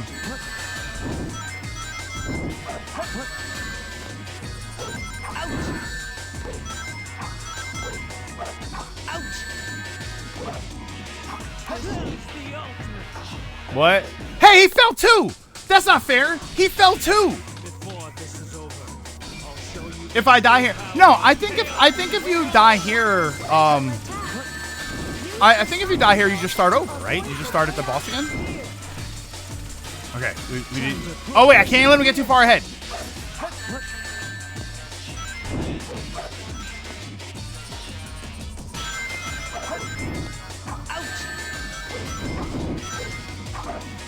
Why is that happening? Hurry up and warp ahead, because you're getting me killed if you don't.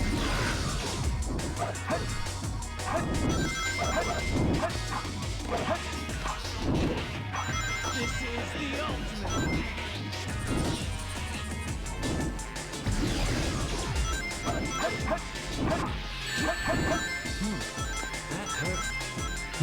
That hurt.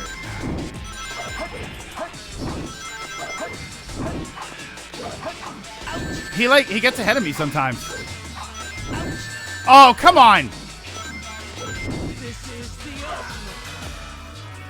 Or he gets behind me, I mean.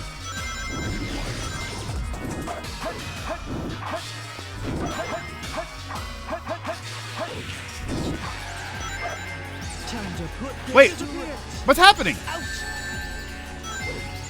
Why did it turn backwards?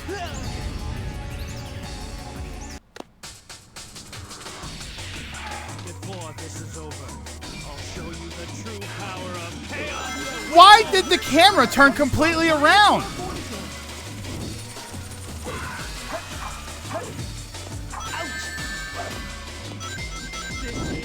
It locked that way. I couldn't move it. I am not making this up.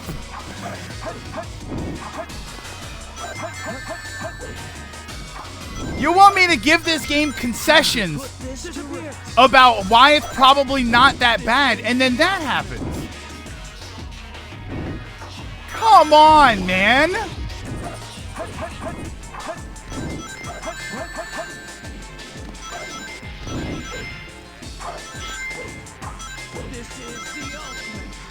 I got a bugged version. It's the Steam version.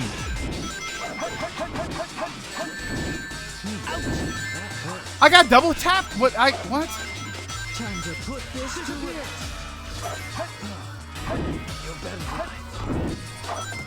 This is the ultimate. But they're already yellow. Yeah, they're already yellow arrows. Oh my!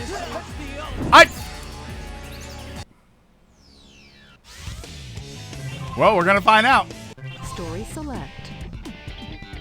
Scene select. So wait, no, because if I go to the scene, it's gonna start at the stage. Oh, can I go to stage select?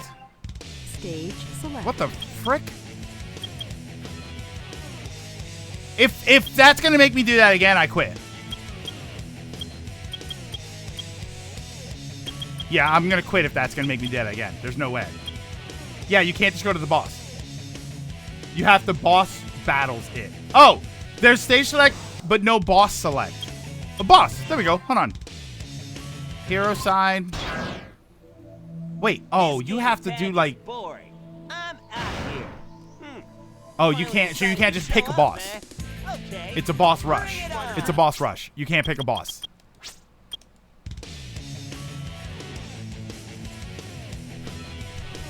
And that's Sonic Adventure 2 Hero Story. What an experience that has been, huh? What a ride. I would say. I would say it was a fantastic time. Hang on a second here. Nope. Literally not doing that. Tag is boring. I'm out here. Finally decided to show up, eh? Okay. Yep. We did it. We did it. Yeah. That is a great game. It works perfectly. The camera doesn't spin around and get stuck in the wrong way. It doesn't slam you under the board, under the stage at all. Perfectly functional in every possible way. Yeah, I mean, I missed the ending, didn't I? Yes, sort of. This game didn't make me mad. It's the game ever. Yeah, sometimes the boss battle camera locks onto Shadow and just snaps behind you to him if you're close, but not close. That's what VOD. Well, that's the problem, Silent. Again, I'll say this before. I'll say this again to explain what happened. I don't have the VOD of me beating the hero story the first time, so I figured I would load it up and we would do it again so that we can get, because the videos are currently going up right now on YouTube. So the second part is up today, and then tomorrow the last part of the hero story that I have is going up, but that doesn't include me beating the hero story. I forgot that what happened was I beat that on the following stream, but because it was so short, I did something else for the rest of the stream, and as a result, I forgot to save that stream. So I don't have the part of me beating, because it's just the shadow fight, right? It's just that shadow fight, and then there's a final cutscene, and then I can't pick the cutscene just to watch it, like just so that I can see it. Yeah, I think we might have played Tetris 99 or something, so I didn't save that VOD, so I don't have the last part. So I figured I'll redo Final Rush, I'll redo the last boss, and then I'll show it to everybody, and what you just saw was how it went. And that is so I will probably, I'll still upload this. I'm still gonna upload this as a separate hero story VOD.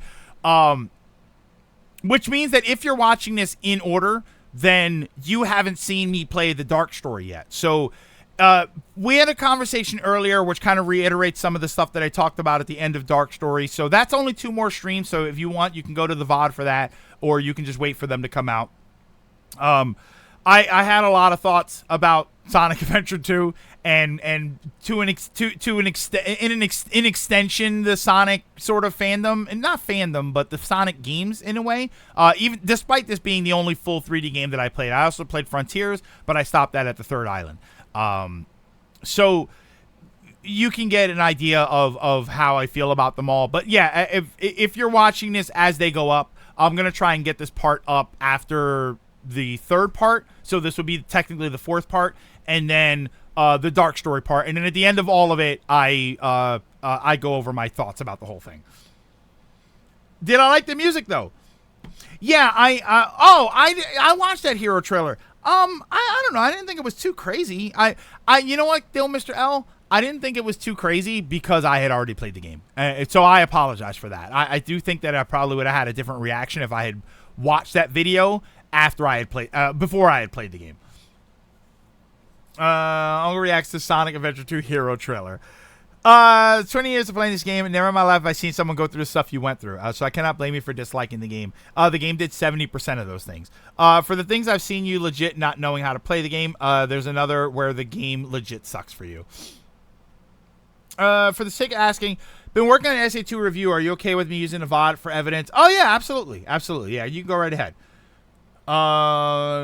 It's jank, but it's jank, but it's jank you get used to. And the problem there, Silent, is the narrative. It's the not the game's narrative. It's the fan narrative of well, I got used to it, so I think it's a good game. No, it's not. It's those problems that you admit are there.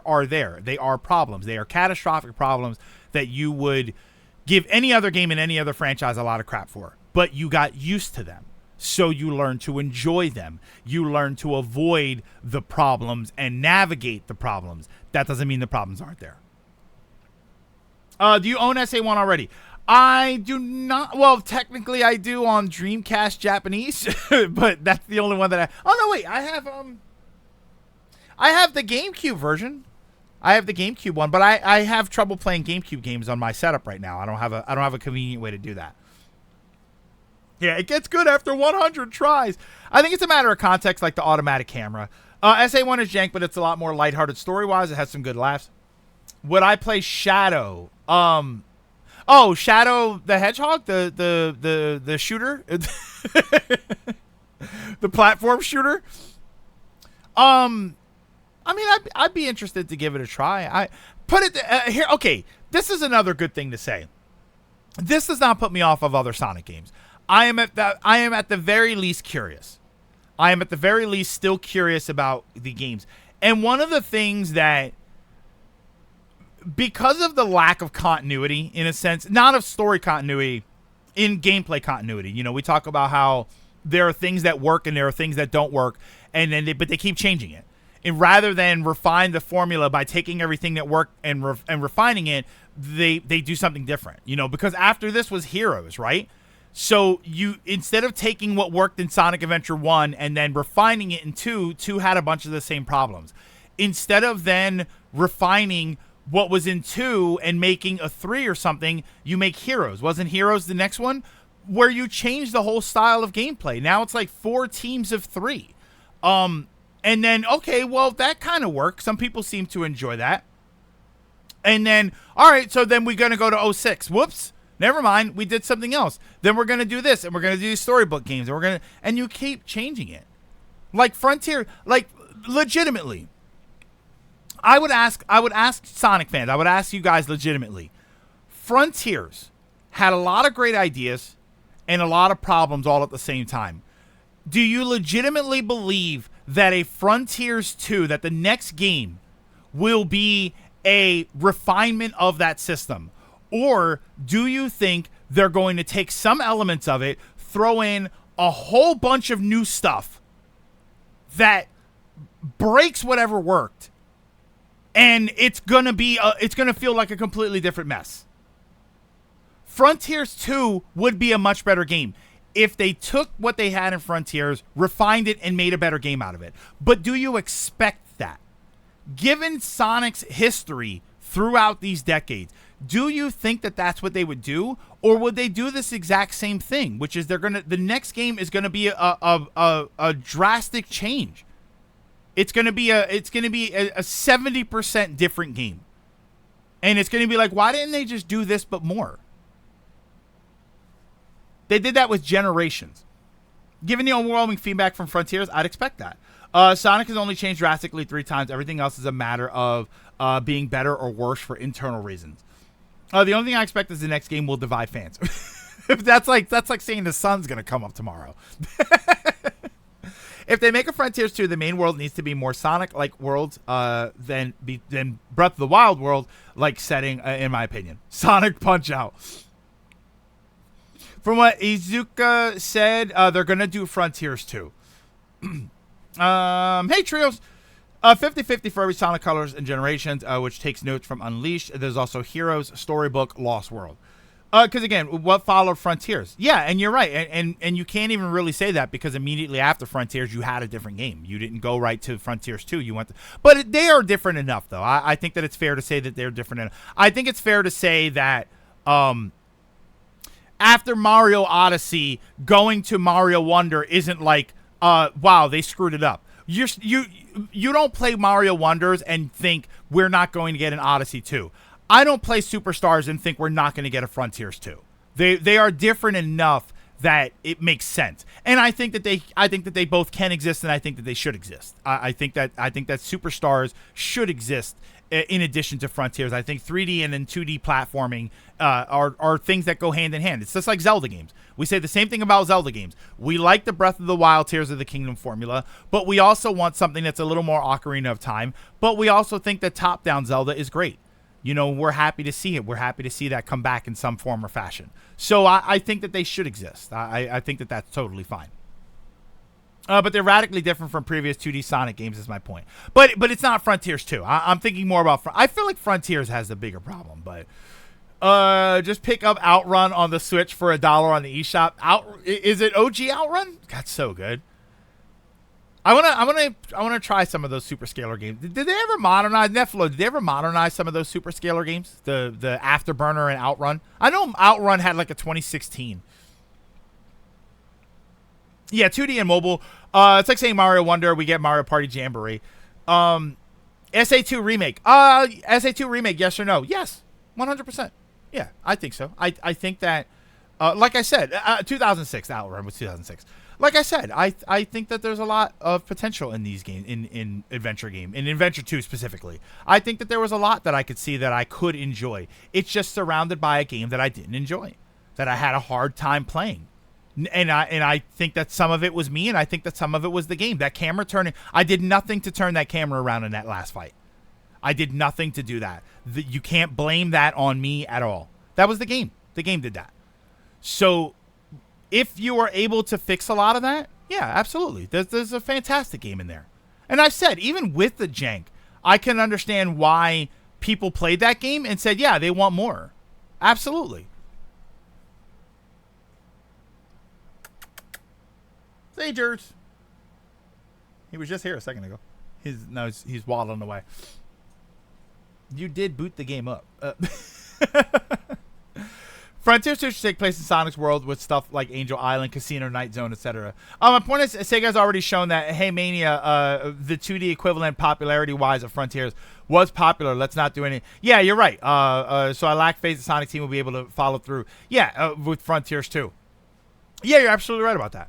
You're absolutely right. When I don't know what the development is. I know that everybody's got this big thing about which development team did what. But after Mania, you would think that with the popularity of Mania, you would think that the logical step was Mania 2, or at least to start working on it. And I don't think that there's a Mania 2 at all, right? Has there been any motion towards a Mania 2? Like, why wouldn't you do that? That was probably the most popular Sonic game in the last 10 years. So why wouldn't you do that? And yet, yeah, Mania 2, the search for more money. Yeah, and then you did Superstars, which is drastically different. Even if it is a side-scrolling Sonic game, it's very different. It doesn't feed into the nostalgia at all. It doesn't build on it later on. Like and that's ignoring the fact that it's kind of broken. Do you think it's Sonic's scattered development history or diehard fans having scattered views on what Sonic should be? I say this as someone who basically enjoys any of the games. Scattered development history. Scattered development history, because the fans will always, the Sonic fans have proven that they will always try to find something enjoyable in the game, which is not a bad thing. That's not a dig at them. They'll always try to find something enjoyable in the game. The problem is, development-wise, these games there should be a formula that they're trying to refine, and they're not.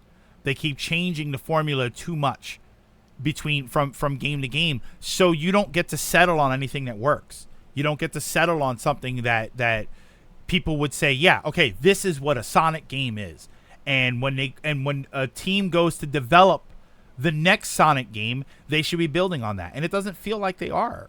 And I say that as an outside observer. I say that as an outside observer who's seen Sonic Adventure 1 and then 2 and then Heroes and then 06 and then these storybook games and then the Werehog game. And Generations was kind of special because that was like an anniversary type game.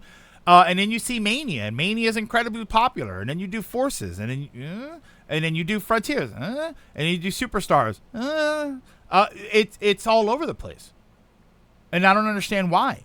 If you go from the Mario games to the Mario games, you see some consistency there. I feel like the biggest shift you would see in a Mario game was probably Galaxy, because you had motion controls and you had to do something that felt kind of different. But even then, it's still a Mario 3D platformer. It just has motion controls, which you don't even technically need to use.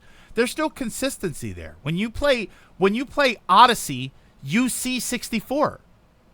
You see Sunshine. You see Galaxy. When I play Forces, I just played Adventure 2 and I played Forces, and I don't see the same game. I see elements of the same type of game, but I don't see an overall experience that makes me feel the same. And I shouldn't do. And I know that they're decades apart. I know that's what you're saying. But so is Odyssey and 64, and Odyssey and Sunshine. They are Frontiers. I mean, they are decades apart.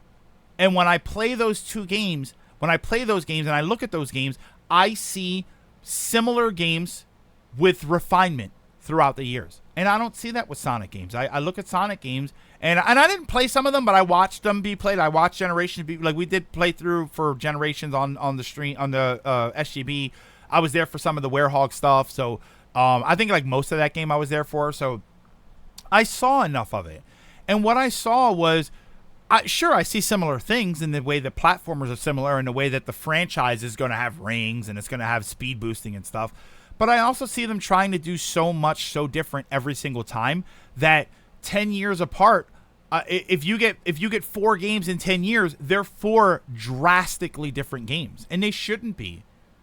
They shouldn't be 4 drastically different games.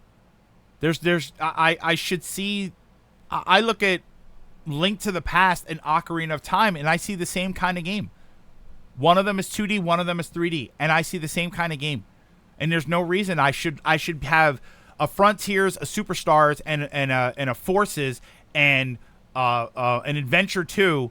Well, Adventure 2 is a little bit older, but in that time frame, I see wildly different games, and I feel like I shouldn't. I feel like there should be some continuity there in development. And I don't think that there is.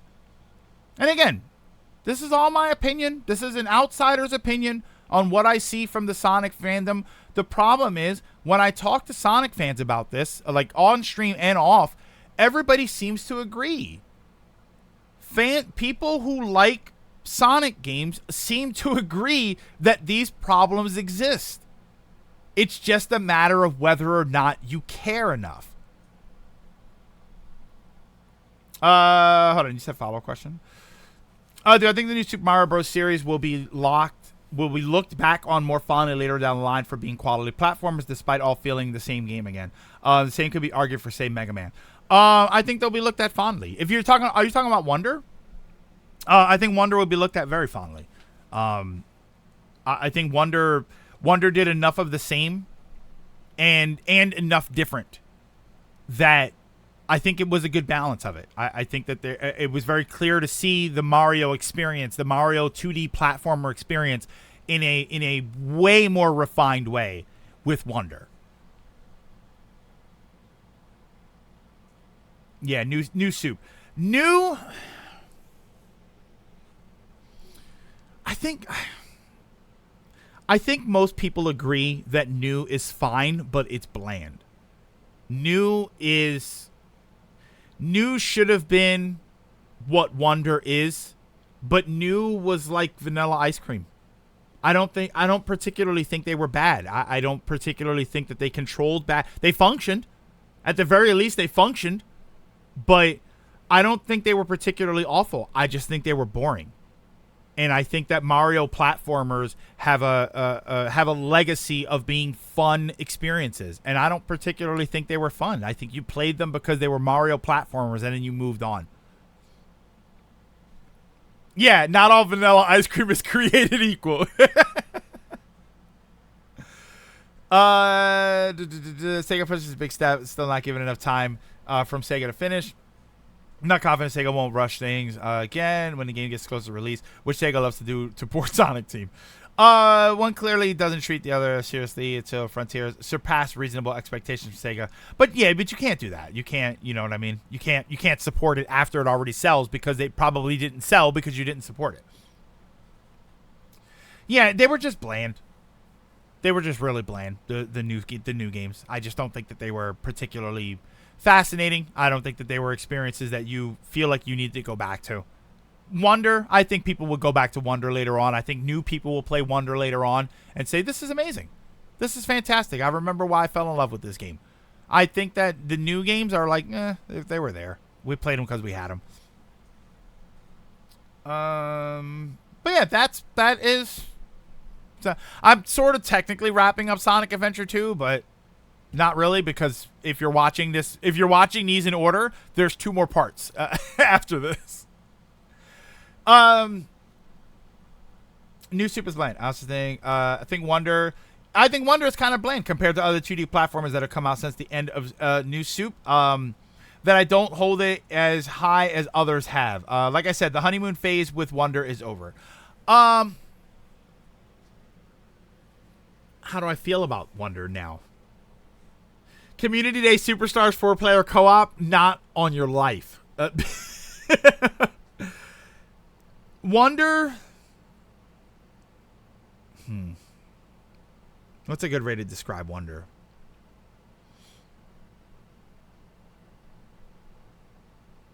Wonder was an amazing step forward for Mario platformers and still a step back from what other platformers are willing to do creativity-wise. I think that Wonder as a Mario platformer is fantastic. And as a platformer in general, I think it is terrific. But I think that other platformers out there are willing to take more risks and do different things. And as a result, they have the potential to be better. And I don't particularly expect Nintendo to take risks with Mario. Not to that extent. But it does mean that it's going to suffer a little. It does mean that it's going to suffer. On its own, Mario Wonder is an amazing game. As a Mario game, Mario Wonder is an unbelievable experience. But overall, as a platformer, I do think that there are other platformers that can probably that are willing to be more creative. And they're willing to do something different enough that makes them stand out a little bit more. Yeah, I mean, Daisy's playable, so you're already in the win column. You know what I mean? I like Mario Wonder, but Mario's never been my favorite 2D platform. I'm more of a DKC, Kirby, Sonic, Rayman fan. Yeah. Keep playing Wonder and loving it more than the other games. Even if other 2D platformers have done what Wonder did better, Wonder is the best complete package, while those better platformers are one-trick ponies. And that's a big difference. And that's what Mario has. And it's probably not fair to hold them up against each other, but that's what Mario has where Sonic has the opposite. Where Sonic, I feel like a lot of people are expecting something to be wrong with the game, whereas a Mario game comes out and I think everybody's expecting something to be right.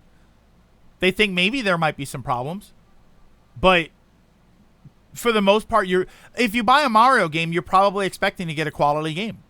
You're probably expecting a quality experience. And that's fair. I think that's fair. I think that's deserved. I think they've earned that. And not because of just random popularity. I think that they've earned it because, yes, those games are usually very good. Hey, buddy.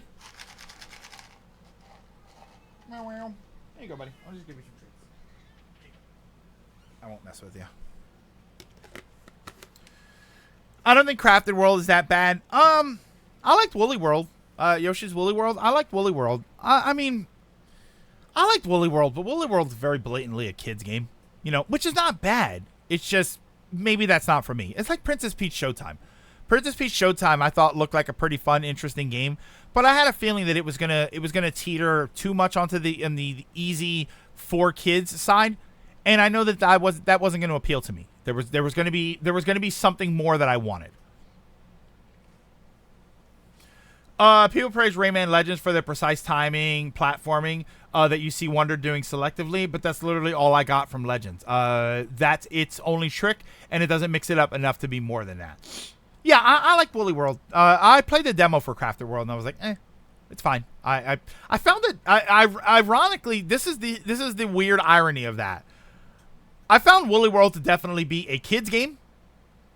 It was definitely designed to be a kid's game. Again, nothing wrong with that. That's exactly what it's designed to be. For something about Crafted World, I couldn't wrap my brain around Crafted World. I felt like I was missing things in that game. It was. I don't know that I would say that the game was too hard. It definitely wasn't. But I don't know, something about like my spatial reasoning in Crafted World. I don't know what it did to me, but I couldn't get.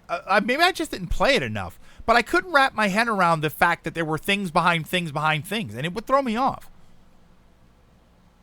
Crazy that I replayed New Luigi U twice since my playthrough of Wonder, because I find the idea of speedrunning this game more engaging than Wonder's Wonder mechanic that do actually feel like one-trick ponies to me.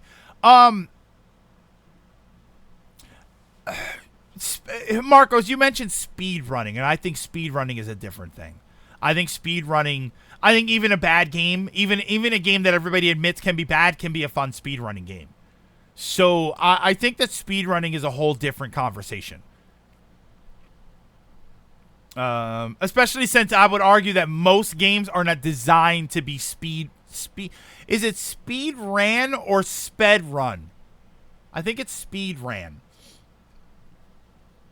Crafted World gets difficult at the end. I feel like Yoshi Game's biggest flaw is the collectathon aspect, which is always kind of kills it for me. Other games doing different stuff make something that doesn't worse. Better than Super Princess Peach, at least. That's tough. I enjoyed that game, Super Princess Peach, but I think I've only played through it twice, and I never had any interest to go back through it whatsoever. I like Woolly World and Super Mario World 2 Yoshi's Island. Every other game I dislike or get bored. Which platformers do you think do it better?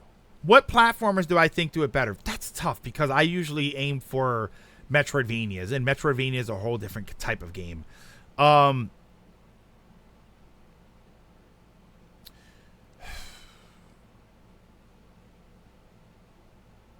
For what little I've seen of the Donkey Kong Country games, like Tropical Freeze and stuff, I think they were fantastic. Rayman Legends I wanted to get into. You know what other game I wanted to get into is that Disney's Illusion Island thing. I thought that looked pretty cool. I'm trying to think of what platformers I would say. Again, it's tough because when I go to platformers, I usually end up on a Metroidvania type game. Have you ever played Tropical? I played a little bit of it. Not too. I wasn't as crazy for Donkey Kong Country. I played 1, 2, and 3, but I wasn't as crazy for Donkey Kong Country as other people. Yeah, Rayman's Disney. Speaking of which, Nintendo rep allowed me to keep the Princess Peach demo kiosk poster. Very nice. Even without the speedrunning aspect, I like certain mechanics in one game more than the other. Speed ran, yeah. Sped ran? Yeah, that's a tough one. I would have to sit down and really think about what it is, because like I said, I usually go towards, I'm sitting here, I'm thinking of platformers, and my brain immediately goes toward like Blaster Master Zero, you know what I mean, Hollow Knight, which are not the same kind of game. A good point. Sure, Mario Wonder doesn't do some things as well as many of the more indie platformers, but we also said many of those are targeted at specific kinds of players. Mario Wonder's strength is its solid appeal, combined with its anyone can play this design. Oh, you know what games I think do Mario Wonder better than Mario Wonder? Kirby games. I think Kirby games tend to do Mario Wonder better than Mario Wonder. I think that they are known for their whimsy. I think that they're known for their creativity. I like Epic Yarn. I thought Epic Yarn was a fun game. I liked I didn't play much of it, but I did like Rainbow Curse. I thought Rainbow Curse was a game that aesthetically and gameplay wise did something very differently, but it still felt like Kirby to me. And I for what little I played of that game, I thought it was good. Yeah, I think Kirby are a franchise of games, side-scrolling games that do what Wonder did, but better and a little bit more consistently. I'd argue Kirby is very different, but I also do love Kirby. I find Kirby to be too simple, but that's like hating Barney the Dinosaur being too simple. But you could argue that for Mario Wonder. Mario Wonder had some tough challenges to it, but overall the game wasn't overly complicated. I don't think so anyway. I think you'll like Forgotten Land. Depends on the game. Star Allies and Triple Deluxe are a bit on the vanilla side. Yeah, and there are definitely some Kirby vanilla experiences. I'm not saying that every Kirby game is terrific. I'm saying when Kirby is at its peak, I think it's probably better than Wonder. I think so. But you do have the other end of that spectrum, which is when Kirby. I don't particularly think there's a bad Kirby game, but I think there are some that are very vanilla, that they're very bland, and you're just like, oh, okay, it's just Kirby. You know what I mean? That's all, and it's nothing, and it's Kirby and nothing more. Planet Robobot HD, for $60 when Nintendo. Yeah, Kirby doesn't even have a Mario Sunshine. Most games are just that. Wait, isn't Forgotten World or whatever? Isn't Forgotten Land? Isn't that the 3D platformer sort of Kirby experience? Dreamland 3 and 64 are very slow. Yeah, that's a shame too, because I like both of those games, but they are very slow. Trying to think of other Nintendo platforming series. Wario Land. Now you know what? You know what's better than Wonder? Let me tell you what's better than Wonder. All right. Emio is better than Forgotten Land is Kirby's Mario 64. Okay, that's Mario 64. Kirby's Amazing Mirror is a Metrovania that doesn't do Metroidvania well. That's the one on the app, right? Didn't they put that on the app now? Kirby had a few games on the DS, GBA, and Wii that were very bland. See, on the Wii, he had and the Wii was the Return to Dreamland collection, which I unfortunately didn't pick up, and Epic Yarn. I liked Epic Yarn. But I don't think Epic Yarn was better than Wonder. I just think that it was fine. Again, a lot of that is also expectation. You know, I was expecting Kirby to be not bland. I don't know if I found it bland. I just found it. I found it simple. I didn't think it did anything exceptionally well, but I think what it did do, it did well enough. I'd say Kirby better than... yeah, just not sure. I'm not sure I'd say Kirby's better than Wonder. Yeah, I overall, I wouldn't say... overall, I wouldn't say Kirby's better than Mario. We need to go back to Four Swords. Was the calorie mate really that bad? Yeah, it's... the calorie mate was that bad. Part of it was that the drinks that we had were warm, but I can't imagine them being cold made them any better. The calorie mate little bar thingy, the little wafer thing, the problem was the texture. Like, it tasted like nothing, but when you bit into it, it deteriorated. It disintegrates in your mouth into a powder basically, and then the powder gets everywhere, and now your whole mouth tastes like nothing. So it was so weird. And then I drank some of the liquid with it, and what happens is the liquid soaks into the powder, and now your whole mouth tastes like powdery liquid yogurt vomit. It was bad. I still have some Calorie Mate. I didn't get to try the jelly stuff that they have. And there was a cafe au lait flavor liquid that I didn't try, and I brought maybe like 1 or 2 of the biscuits back. Metal Gear Solid 3 Live. Did Metal Gear Solid 3 say they were delicious? I wouldn't say they were delicious. If I were dying and I needed to survive, yeah, I would eat them. The biggest problem with the drink was the smell. It was like vomit. Well, it tasted that way too.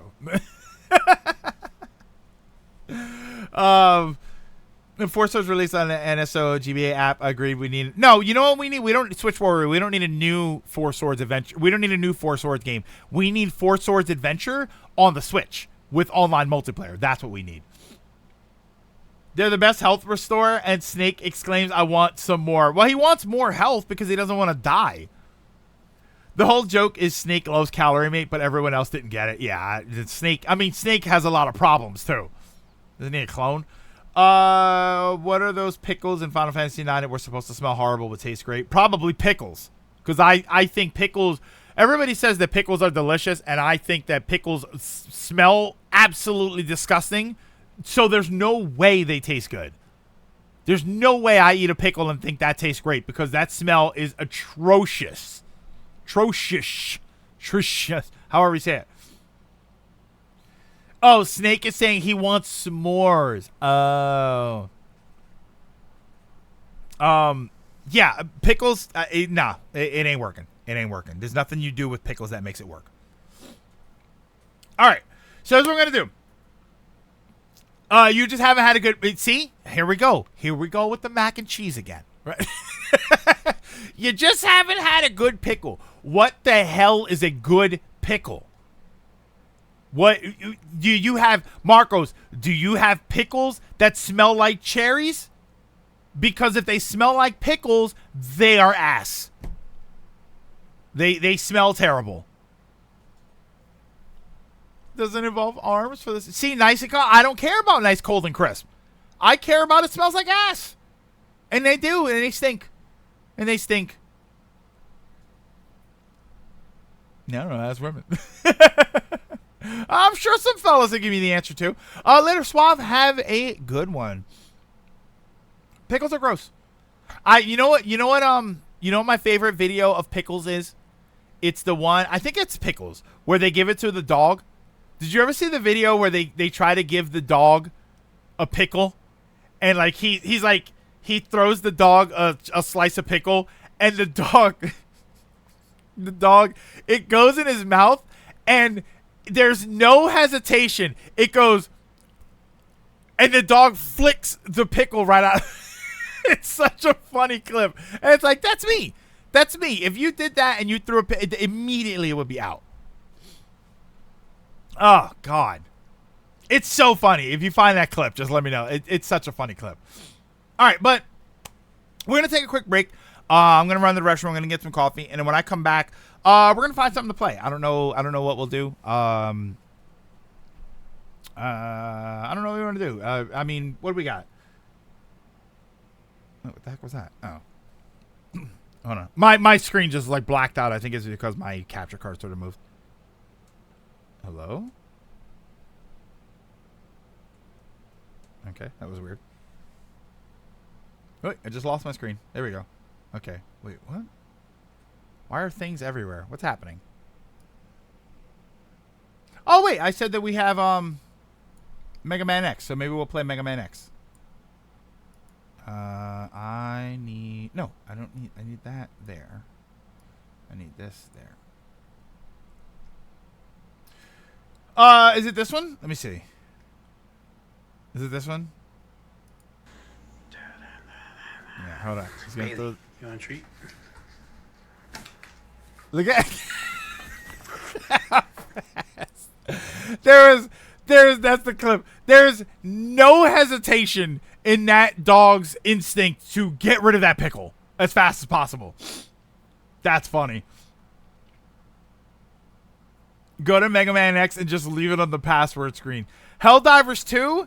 Let's increase the player count by 4. Oof.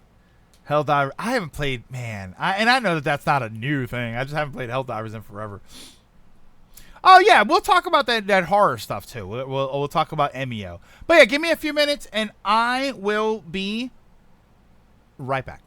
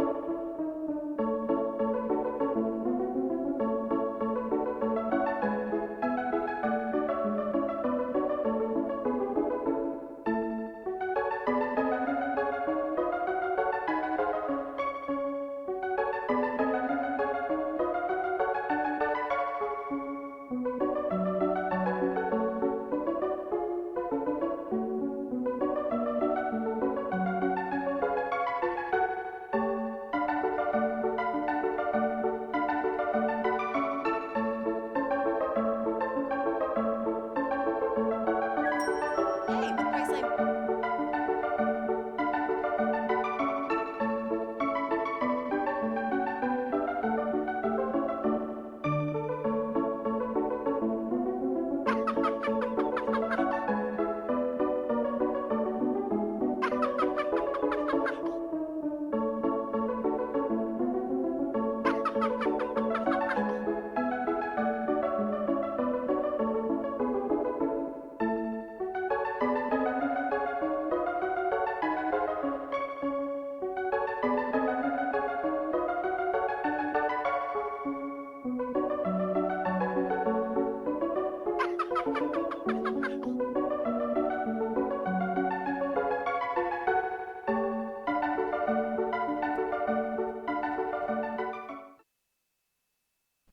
It's Emio coming to take your souls.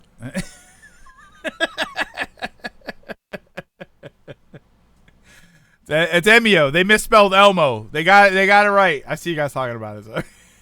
I was like, let me load that up really quick. Oh man, Elmo as a slasher villain would laugh. Oh my god, could you imagine? Real quick before we chat about anything else, and before I go to play a game, so I told you at Too Many Games, one of the things that I got was a Trials of Mana. I got Trials of Mana, but it was in the GameStop box. It was just the cartridge. I actually found on eBay they had the case. Somebody was selling the case. It looks like an original case. So I picked that up. It was like $8. I think it was like $5 shipping, but so it was $8. So I am transporting it. So now I have a complete copy of Trials of Mana. That's all. And I have an extra GameStop box for nothing. Would you like to play a game? Yeah, come on. That's creepy, man.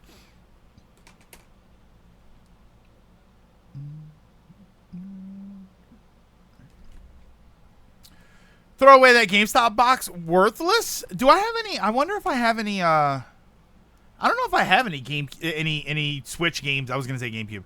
I wonder if I have any Switch games that don't have cases. I don't know. I don't think so.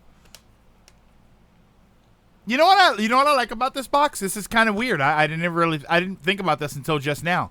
What I like about this box, it's black. All of the Switch cases are this clear sort of thing. So ironically, a black Switch box is actually kind of unique. A spare box for punishing games.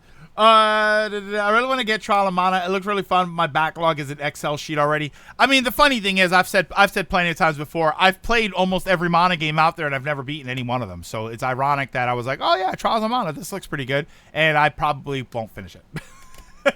It looked good though. I did think that it looked good, and I think that the new one looks good. Visions of Mana, I think that looks good. Master Red Spines going on, and it will bother me only to find my actual case. Oh wait, I wish the Switch boxes were. Oh, I have a second copy of Splatoon 2 in a GameStop case because I thought my cousin stole it, only to find my actual case a few days later. Oh, people complain that Nintendo won't reveal who's making games until release, and then yesterday a rumor apparently has been deconfirmed. Yeah, that Bloober team might be making the MEO game, and everybody threw a fit. Yeah, I don't mind that. The whole thing about they're not telling us who makes the games. It's like, because you guys can't take a piece of information and just have a piece of information. How about that? How about they can't say anything about who's going to be in the game or who's doing what? If they started telling people who was directing the game, you would go through their browser history and you would find out why it's going to be a bad game. What am I making for dinner? I already had I don't really eat dinner, CT.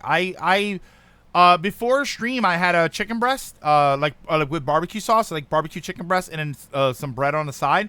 After stream, I don't usually eat. I usually have, I'll usually have a little bit of coffee left over, so I'll have the rest of that, and then maybe I'll have a beverage, not alcoholic, just like I have like an Arizona iced tea or something, and then that's it. I don't usually eat too much after stream because I try not to eat too many calories towards the end of the day. That way I go to sleep, I wake up in the morning, and then I'm burning a little more. I try to do a little bit more of a burn, but I'll wake up tomorrow and I'll go and I'll get coffee in the morning. A lot of the time what I'll do is I'll do that where I don't have a lot of calories after the stream, and then I won't have calories again until right before I go to the gym tomorrow, which would be like 10:30, 11 o'clock. So I usually try and do that, sort of almost like a small fasting window.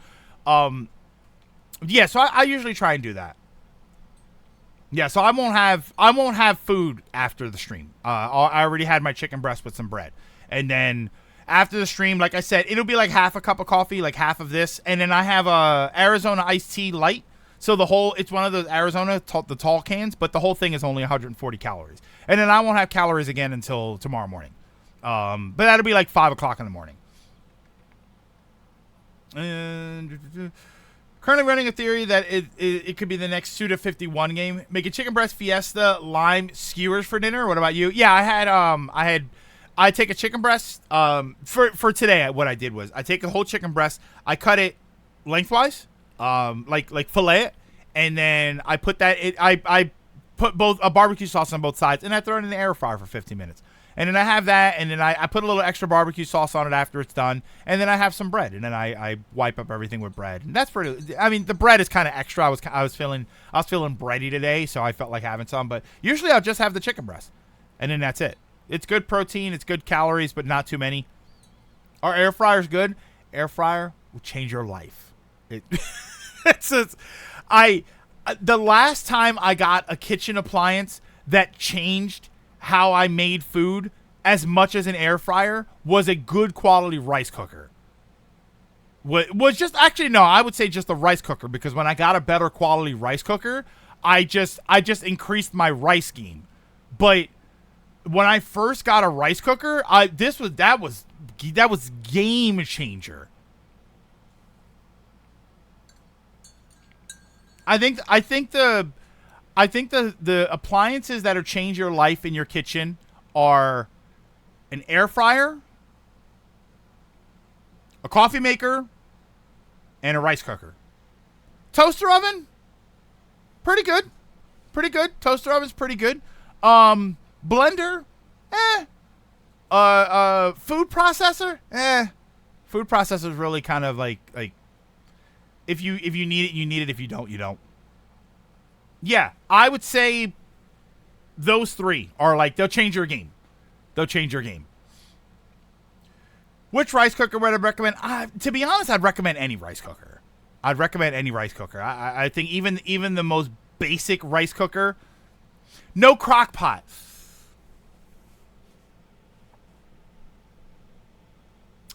Crock pot is a game changer. Here's my problem.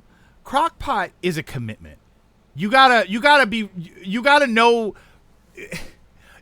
what you want to eat in 8 hours if you're gonna change your game with a crock pot.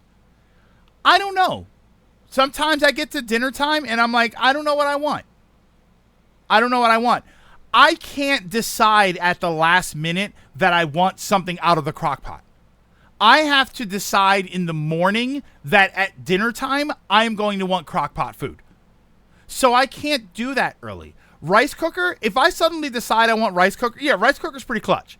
If I decide right now, let's say right now I decided that when the stream was over, I wanted to have rice. I could go on break, put rice in the rice cooker, and it'll be done and sitting there waiting for me by the time the stream is. It'll be done before the stream is over. If I decided right now, damn, I really want some crock pot chicken, I don't have crock pot chicken today. I have it tomorrow. I have to make that choice. I think those are the three. That's why those are probably the three cooking instruments that I could say changed the way I made food, because I can decide whatever I want. I can do them really quick. I can decide later tonight I'm gonna have rice or air fried chicken. But if I also decide really quick, I can have them really quick.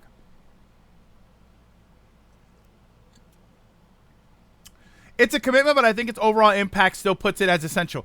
The reason I don't consider it essential is because anything that you can do in a crock pot, you can do on a stovetop. If I wanted to make slow cooked stew or soup or a roast, I can do that normally without a crock pot, and it's technically quicker. The crock pot makes it easier, but I can't get the same quality with the same speed that I can out of an air fryer from any other cooking instrument. Yeah. Yes, but with the pot, you have the peace of mind that your house shouldn't burn down. I mean, mostly. Yeah, just make a pot of rice and put it in the... I do. Stone, I do that all the time. I make a full thing of rice, and then I have a big bowl. I stick it in the fridge with a lid, and then what I'll do is every day that week, I'll have rice. But then I can season it however I want to. I can put some General Tso's in it and do some chicken. I can put some soy sauce in there. I can put some sazon, this orange Spanish flavor packet sort of thing. I can put that in there. I can do butter and garlic. I've done that plenty of times where I put some butter in with the rice, and then I put some garlic and onion powder and little herbs, and it's amazing. And it's great. All from white rice. Sorry, it turned into a food stream really quickly. But the rice cooker looks cooler. The only problem is rice cookers, like a super basic rice cooker is probably going to be $20 to $40. But if you want one that's going to be able to do, like, you're going to make white rice with your rice cooker. That's what you're going to make with it. If you want something that's going to make different kinds of rice, if you want it to probably do other things, you have to spend money on it. The one that I bought, I got at the Goodwill store, and I think it was $20 or $30. But the one that I have, I've looked at online, and it's like $160. Is cleaning a rice cooker easy? To an extent, yeah. I mean, you take the pot out, and then you can clean that just as easily. But you do have to wipe the rice cooker down every once in a while. For the one that I have, for a regular one, it's easy. It's just a pot that you drop in and out. I think what makes them essential is they can do multiple things. On top of one thing very well. Yeah, I would say like I said, I can make a soup or I can make a roast in the oven just fine. But when I do it in a crock pot, it's like no other. It's, oh my god, you make a beef like a pork roast in the crock pot. Oh, it just falls. Oh my god, it's so good. I'm making myself hungry. I'm fine with just knowing how to cook it, cook as it is. All right, hold on. So before anything else, let's get into a game here. Let's see if we can figure out something. Yeah. What do you think? Does Mega Man X? I think it's fine.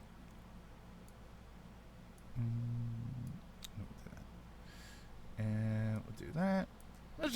We'll make it simple. Play some Mega Man X. Have you ever had crockpot chicken wings? Chicken wings I'm not a huge fan of. I think that they're fine. See, chicken wings, I wouldn't want crockpot chicken wings because crockpot chicken for me is fall off the bone. And I don't know that I want my ribs, my wings to do that. I want my wings to be a little crispy. I like crispy wings. I would do wings in the air fryer before I would do wings in the crockpot. Crockpot chicken for me is like white meat chicken breast. And then you either have it that way or you shred it up. Oh my god, you shred it up with barbecue sauce, and then you have like pulled chicken oh my god, pulled chicken sandwiches. I'm going crazy here. Pizza crock pot? Yeah, see, I don't know if that's gonna work for me. From Software is seemingly hiring for Armored Core. Yes, Armored Core 6 DLC. Yeah, baby. Do it.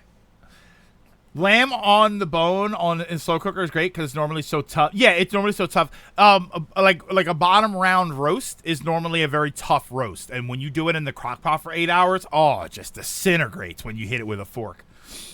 Oh my god. Oh, so good. All right. Mega Man Legacy Collection. So, are you serious? I can't. Wait, what's happening?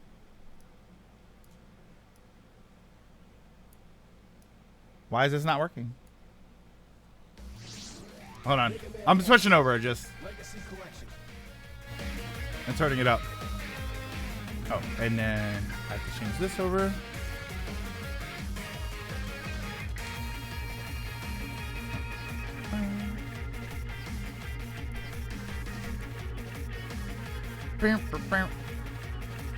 I check the in-game. Yeah, let me check the in-game options. No save data. Create new save data? Sure. This game has an autosave feature. The icon above will display when saving or accessing data. Do not turn off your computer while this icon. Could you imagine you wait for a save moment in Mega Man X to turn your computer off? Wait, I thought I had both of them. Where are the other ones? I thought, didn't I have both of them? Did I not download both of them? Or are they separate things? They're separate games. Okay. Okay, I wasn't sure if they combined into one because of Steam. All right, they're considered separate games. Okay. Rookie Hunter. Oh, I don't want that. I don't need that, right? You got the good ones at least. I have the other ones. They were donations. Thank you, AGM, by the way. These were donations. Yeah, but I thought that they were all one big combined thing. Options. Language, screen size. Why don't I do that? Screen mode, full screen. Hold on. Let's see if I can get this to work.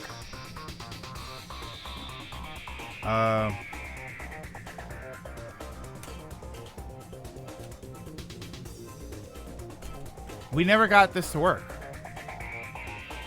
Hold on.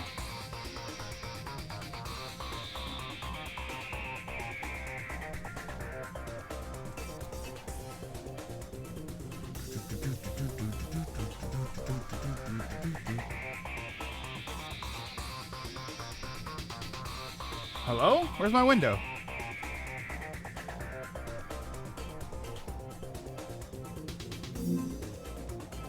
Hang on 1 second.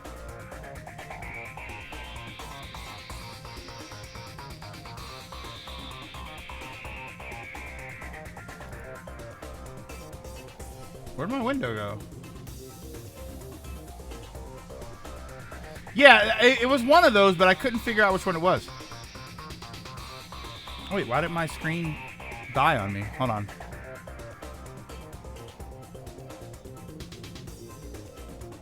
Yeah, DisplayPort.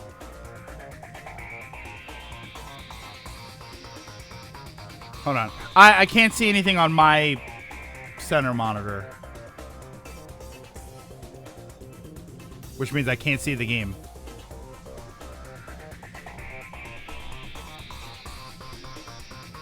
Why is that not booting up? That's weird. Close window. Hello?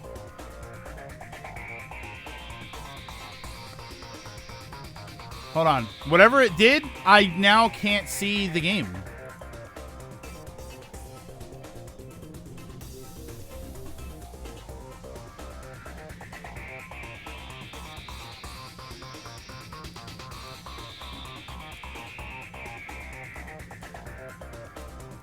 I can't see anything on my window. Yeah, I know. Hold on. Here, turn the monitor off.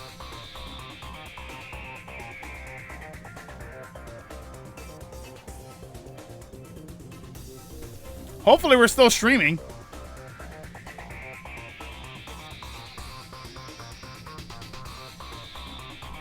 Were we okay?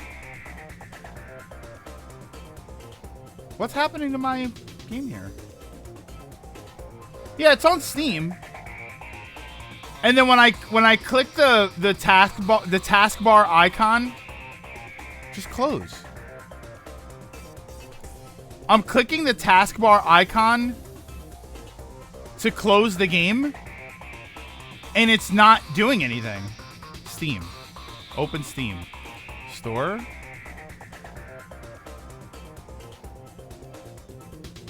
Library. Mega Man X Legacy Collection. Stop. Yes, confirm. There we go. Why did that happen? I can't be... Hang on. Open it back up. PC Master Race. How are you this cursed with PC games? I have no idea. This is why I'm not a PC gamer. I don't know what the hell I do there that it just doesn't work. I full screened it and my screen went black. Hold on. We're going to try and open it again. All right. Mega Man X. Put the icon right there. We're going to try this again. Yeah, it's a multi-monitor thing, which Windows handles poorly. So, yeah, that's probably the issue. Okay. I'm on the center screen.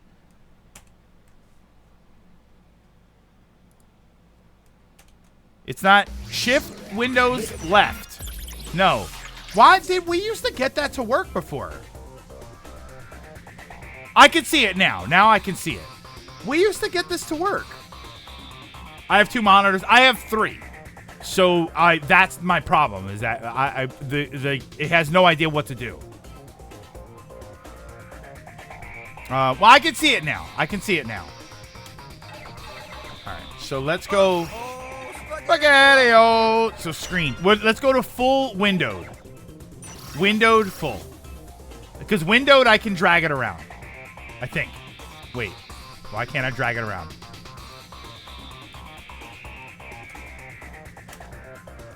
Are you serious? Why can't I move it? Hello? I have to go to windowed. This is insane. This is the only way I can see the game.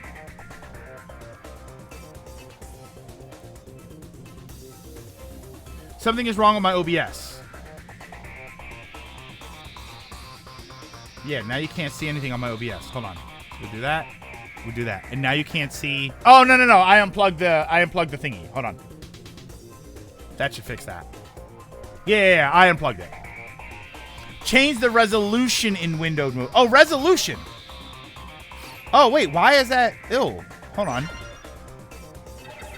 Resolution. That might have been the problem. 1920 by 1080. Yeah. Okay, there we go.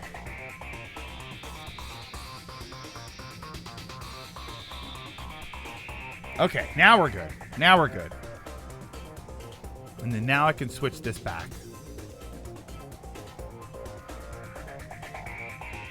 Oh, no. Hold on.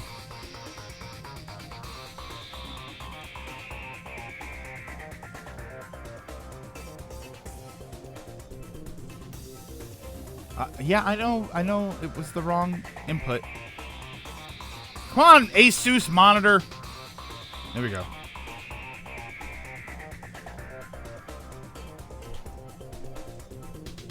You could try borderless windowed.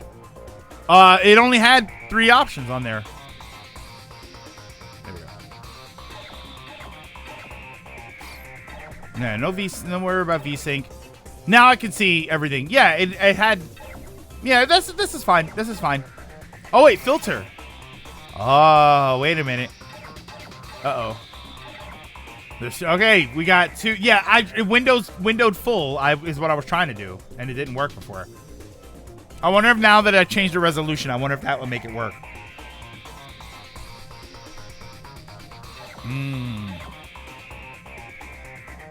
All right, here comes the controversy. Which one do you think here? I think I'm going with type 1. No filter is the best option. Wax, broken CRT, or whatever.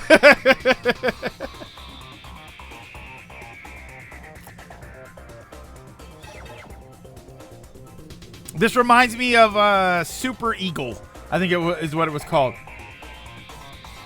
Let's go type 1. Let's see how we feel about this. All right. Let's see how we feel about this. All right, so what are we thinking here? What do we want to do just one? Just Mega Man X1? Anything but type 1. Wait. Type 1 molds the pixels and smooths them out. This song wouldn't be out of place for a Spider-Man or a Tony Hawk game. Not a fan of it personally. Of the filter or X1? X3? X3 was my least favorite X. Well, of the original 4. I think X3 was my least favorite X. Play the one that's kind of mid. X4? It is. X4 it is. Oh, type 1 filter. Yeah, a lot of people aren't a fan of type of the filters like that. Let's go classic here.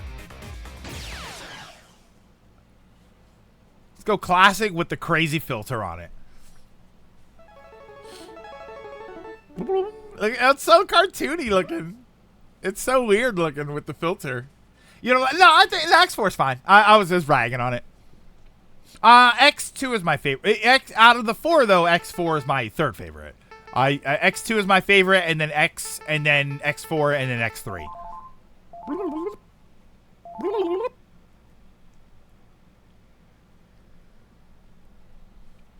Look at he's so weird looking. It's so weird looking.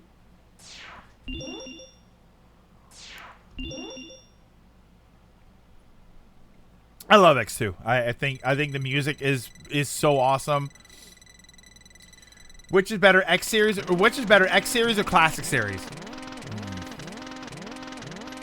X series. X series just has more of what I like. I think the X series is in fact a more refined Mega Man X series. Or Mega Man series. I think it's just a better series. Lower lows, 100%. The lows in the X series are way worse than the lows in the classic series, but I think that the highs are better too. I like the movement in the X series better. I like the things like the dash and stuff. I like the dash better than I like the slide. I like a lot of the charging weapons. I think I think all of it works better.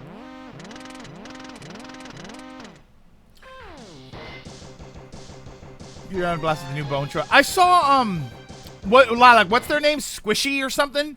I saw that they were talking about going back and redoing a lot of their models, but there's a ton of facial bones that they're now having to work with. Oh my god, these are creepy looking. This is so great though. Yeah, they're apparently like the 14 modding community is going off the rails. They're so happy right now. That's great though. Bing, bing, bing, bing. Classic is more consistent. No, stop. Hurry up. Does anyone consider any of the classic games bad? There's one of the original 6 that everybody seems to dislike. I think it's 5 where everybody complains. I feel like everybody bitches about 5. 7 is not. Yeah, see, look, 5 is very mid. 7, I feel like 7 is either you love it or hate it. Now, let me ask you this. When you say classic Mega Man games, do you count 9 and 10? Do you actually count 9 and 10? Because they are modern-made classic style games. So do you count those? Before you had like 15 bones originally, now the face gets around 38. It's a lot of poses if they involve the face, not badly. Hold on. I'm sorry, I keep doing that. Why are her eyes like that? That's interesting. When I click a window, it automatically pauses the game. See, I don't think that this sort of cartoony style, like the filter, I don't think that it looks bad with a game like this. I think it makes everything look cartoony. I think it actually kind of works. You know what game has this? It used to have this on emulators, and I always thought looked really good. Turtles in Time. I think Turtles in Time, when you have this filter, I think it looks incredible. It makes everything look like hand-drawn, almost like a comic book. Yeah, I don't particularly hate this filter.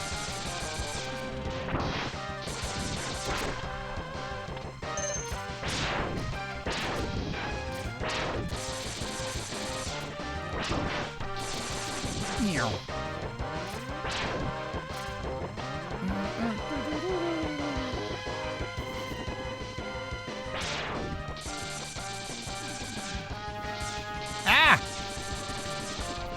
There you go. Sorry. Nah, no. Wow, what is Rookie Hunter mode doing this?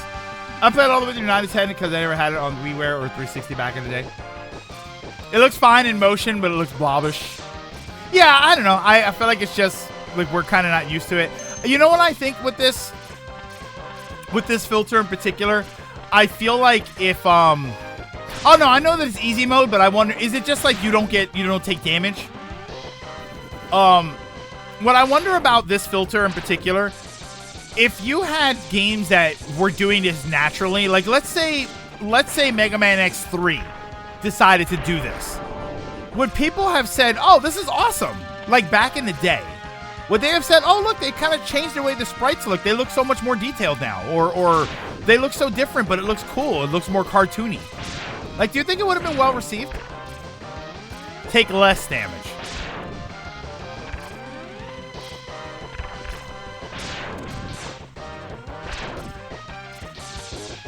Rookie Hunter mode makes X3 playable.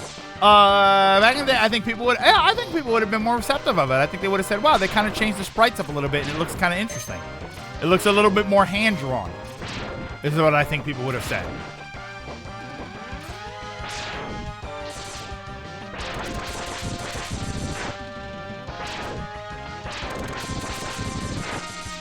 See, but you say this filter's never good. I don't know. I don't particularly hate it.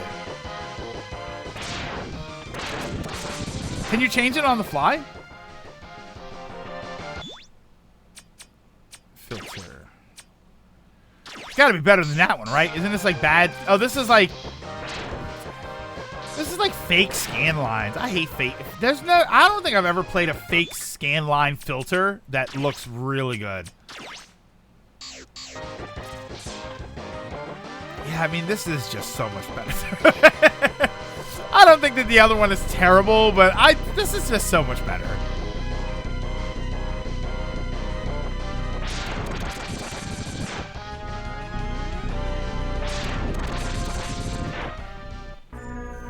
Yeah, fake CRT never works.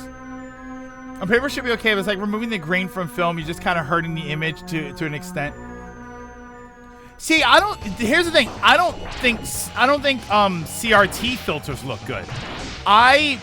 What I love is scan lines. And it always bums me out that there are no good scan line filters.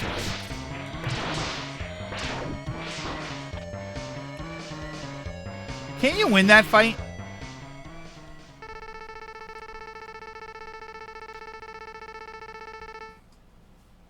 Oh, it's just X being X. X has things to do. You can't go anywhere. You can't walk anywhere. What, are you kidding me?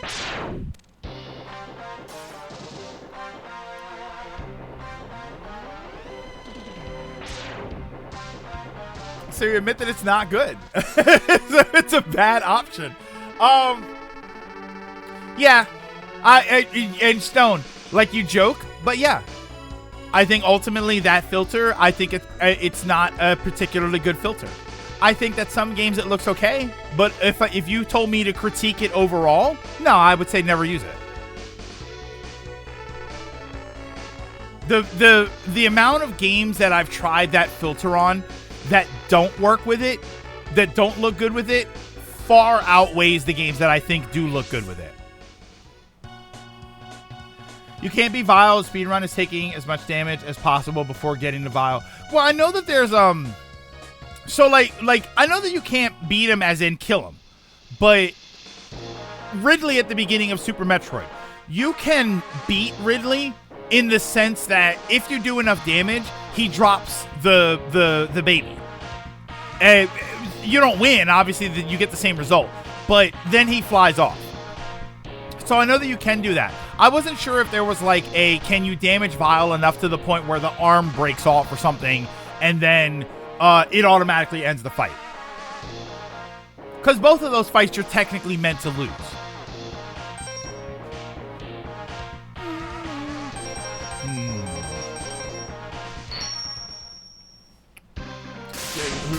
First we fight Chili Willy because he has the boots. Yeah, even if you Game Genie and special weapons, you can't beat Vile. You can play him. You can play as him in the remake. The main problem is, like you said, you're removing the image quality in an attempt to look remastered. I think the issue is many of us grew up with the pixels, but the reason the filter keeps popping up is newer, younger players prefer the smoother look and find the pixels distracting. I also wonder how that filter would help the pixels. Like, how would the pixels look on something like the Switch's small screen? Whereas the filtered version might make it look a little easier.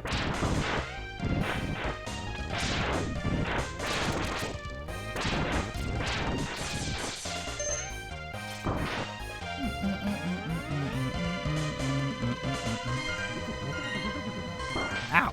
Wasn't paying attention. Cho Penguin has the second best song in the game. Is the first one Armored Armadillo?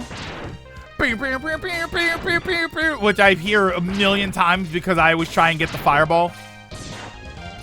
And for whatever reason, I have only gotten that fireball maybe once or twice. I don't know what it is that I do wrong with the fireball, but I never get it.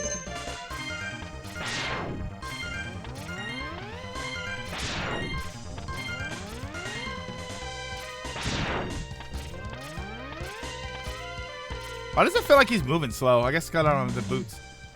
Spark Mandrill's my favorite.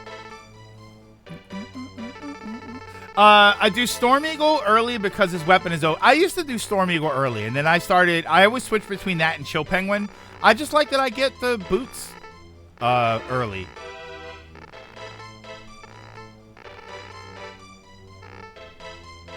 No, the audio was a little weird there. Ooh, it's weird there too. It's missing a channel. The audio was like missing a sound channel there.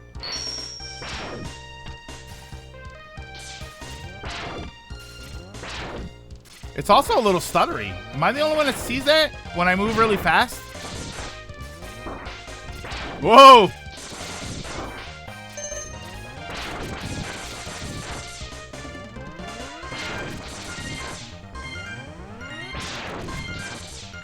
Input down and forward shoot. Oh, it's just that one. Wait a minute, wait, what are you saying? Input down, down, forward, forward, shoot. No, that's how you do the fireball. I'm saying to get the fireball. Like, I'll go and then I'll go. Don't you have to go through it like 5 times? Oh, I'm playing on PC. This is on Steam. Later, Mr. Sonic. Have a good one.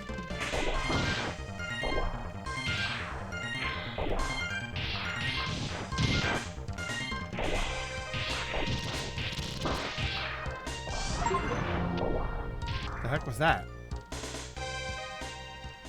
What was that noise? Oh, was that a Steam noise? That might have been a Steam noise. Wish these were on NSO. They're not on NSO, but they are on the Switch. Oh, it was an achievement. Oh, I got an achievement on Steam? Is that what that is?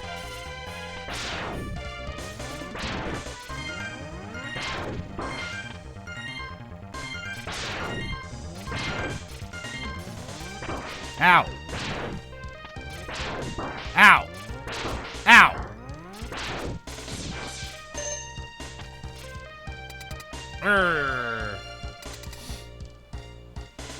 I play extremely reckless in these games. I tend to do that too, only because I've done it, played it forever.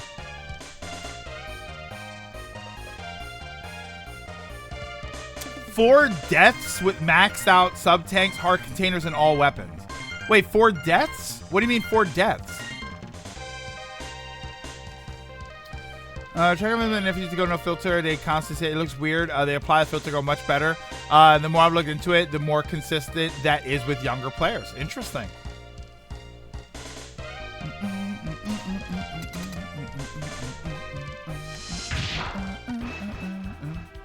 Jaden tried convincing me this looks good. Wait.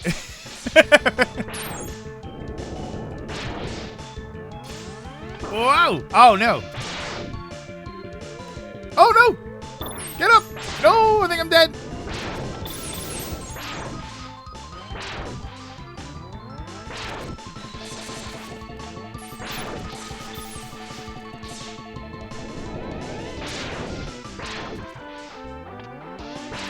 Ah!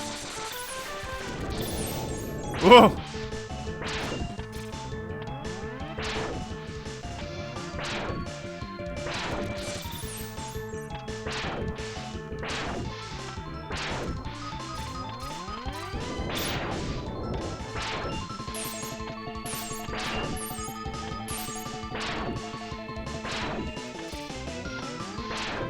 Haha! I think the mods increase the frame rate by 60 FPS. It shows an attempt to move smoother, but the image is clearly altered in a way that loses clarity on its details. They are compromised. They are compromised. I'm not talking about preference. That's simple reality. Yeah, well, these games are supposed to be 60 frames, right?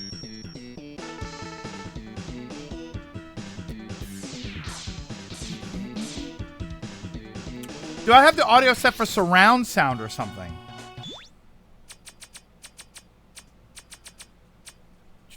I mean, if there's ever an audio setting for that, I never have it set for headphones or anything. There's no audio setting here. I don't know where I would have that anywhere else. The audio's wrong though, right?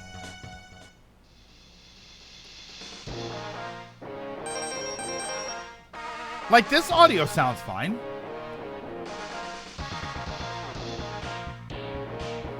It sounds off. There's something about the audio, like I don't know what I'm missing here. Where would I change that? Because it's not here. There's nothing here. Rookie Hunter mode, manual, screen size, filter, wallpaper, restart game. Let's check Steam. I mean, I don't think Steam's not gonna have settings for this, right?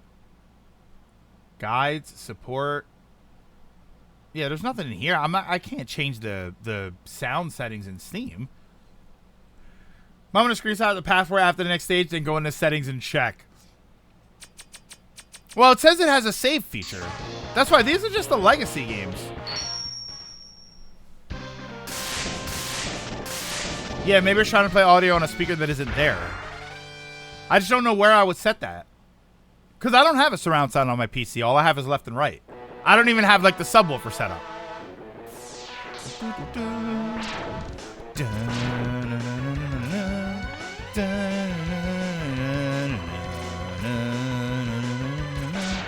Music is so good.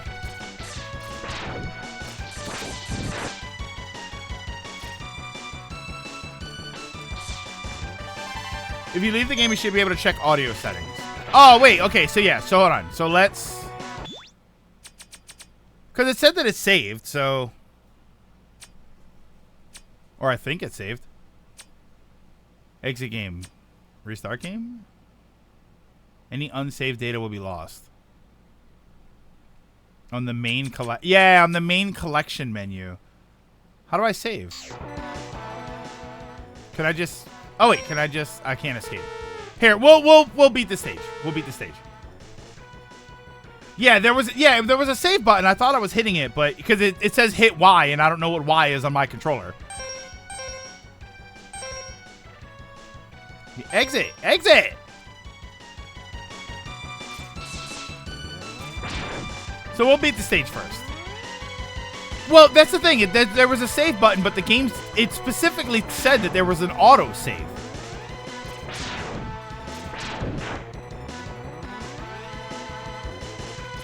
Yeah, the collection saves after every stage, so it should be fine.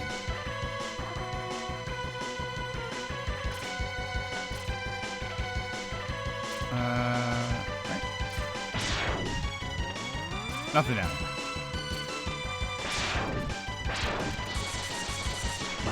Ow. Yeah, it feels like it's missing an audio channel.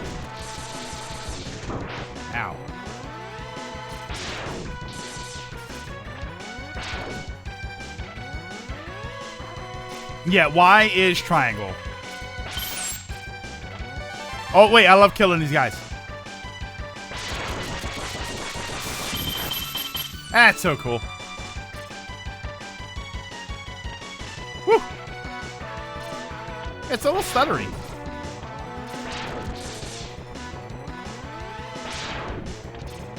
Oh, no! Yeah, it could be the emulator it runs on is just bad.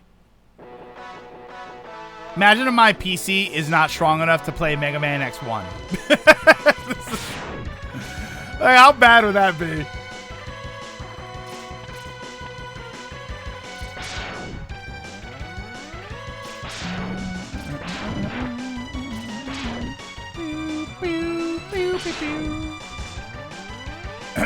Oh, your PC cannot handle blast. Well, wait, it's not a Sega game. Hold on.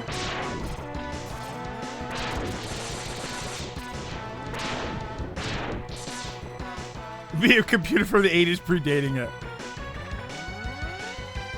Like, oh no, my AMD Ryzen system can't handle it, but my green screen Tandy computer, my Coleco is dying. Is running it just fine. How many lives do I have? Last life? We'll just die. It can't handle X1. Yeah, my PC can't handle super. Oh, damn it! I meant to save. I don't like that you can't save here. Here, we're gonna test that out anyway. We're gonna exit. Quit the game.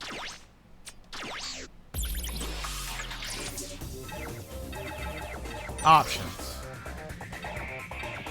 There's no audio options. Hunter medal, screen, language, screen. Nope. There's no audio options.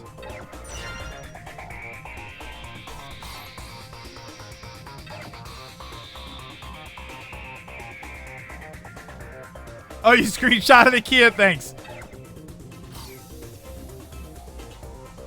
So why did I get this collection on Oh, this was donated. This was a donation. I said I played this on my Switch and it ran better than this. Interesting. Music player, this extra stuff, yeah. Mega Man X.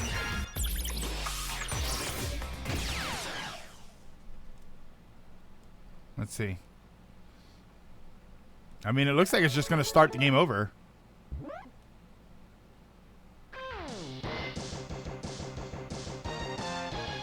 Option mode? Wait, how about that? Option mode. Stereo. It's in stereo. I mean, I don't want to play it in mono. Wait. Here,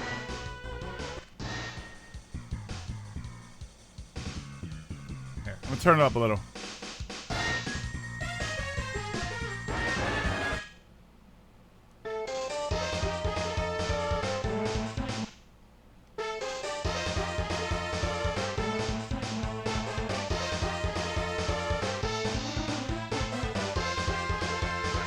Sounds the same to me.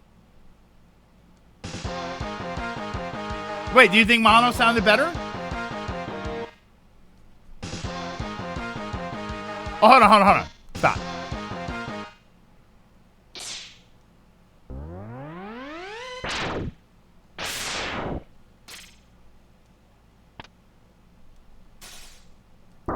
I want to get to the...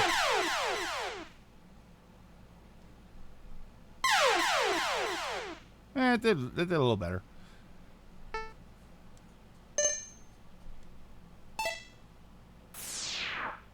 I want to get to...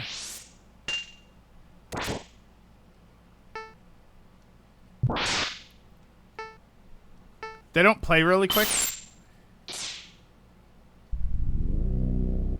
The hell was that?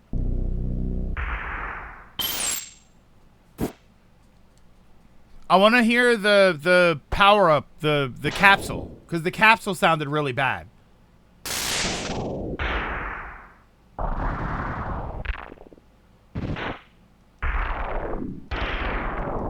Plus, you get to hear all the sound effects.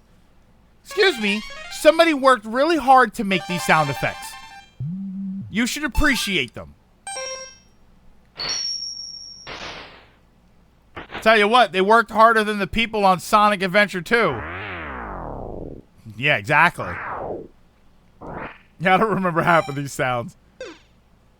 Well, a lot of these are probably enemies. They're probably looped a certain way.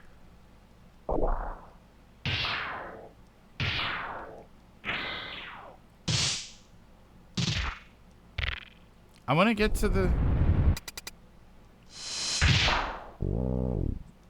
Literally one that I'm looking for. The crazy thing is I do actually remember most of these.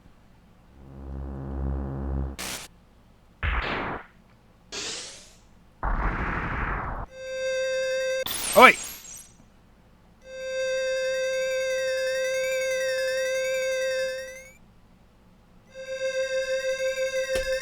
That's exactly the sound that I wanted to hear. Listen how different that is.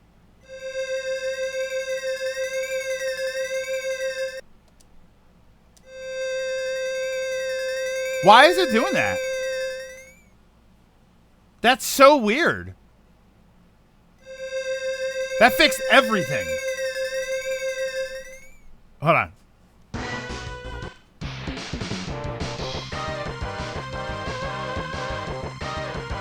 Yeah, I don't know why it's like that, though.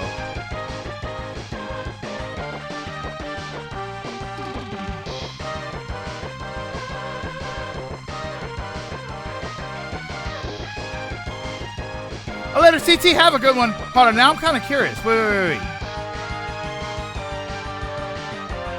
Sounds like Cho Penguin?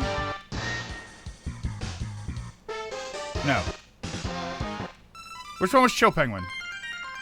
This one.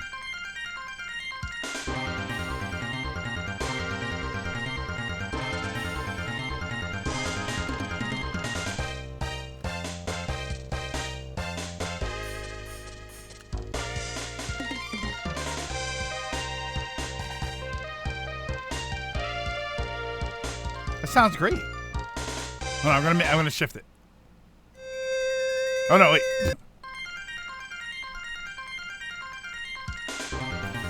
Yeah, there's definitely something missing there.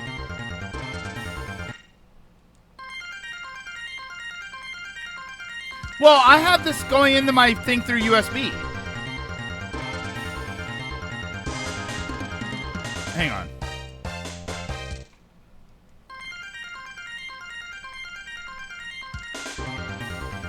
It's not like it's two separate cables. This is going in, it's coming into my mixer through USB pass-through.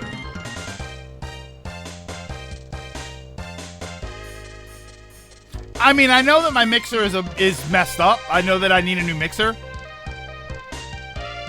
Duality of Dean. No, I did not see that, Lilac. Repost that to me or tag me in it or something. Yeah. I mean, that didn't sound too bad. That just sounds so much better. Yeah, I don't know. There's no reason. Because why would that just be that game? Why would it just be this game? Game start? I just want to see something. Yeah, no. Mono sounds better from the start. Give me Elden Ring just to see if you can discover how to pause. Elden Ring, wordy. I know that we've had this conversation before. Elden Ring is a game that even if you gift it to me, I won't play it. There's no. I will get zero enjoyment. I think I will get zero enjoyment out of playing Elden Ring. Elden Ring would be a game that even if you gift it to me, I would have to have some sort of incentive to play that game. The reason I say that is because sometimes I will play gifted games and say, oh, this is kind of cool. Or sometimes I'll play them and say, I'm not really vibing with this. I am telling you right now, if you gift me Elden Ring, I won't play it. I would have to have a donation incentive to play that game. So yeah, so it doesn't save, that's for sure. Yeah, you would have to pay me to play Elden Ring. I will say that flat out.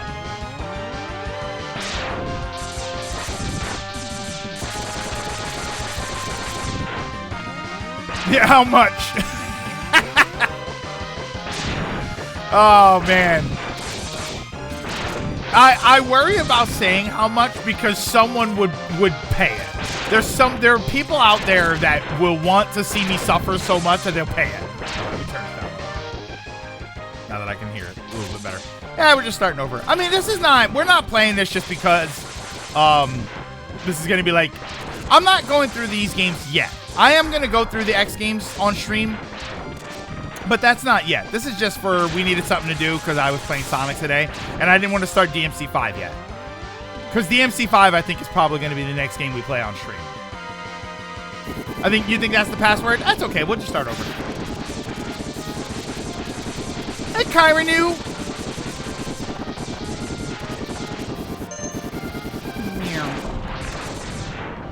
If I were ever a millionaire, I mean, if you're going to give me like $100,000, yeah, I'm going to play the game. That's why. I mean, those are cartoonish numbers, though, right? Those are like, if you give me $5,000, I'll play Elden Ring one stream. Like, that's ridiculous, and nobody's gonna pay me to do that. Don't, for the love of God, don't pay me to do that.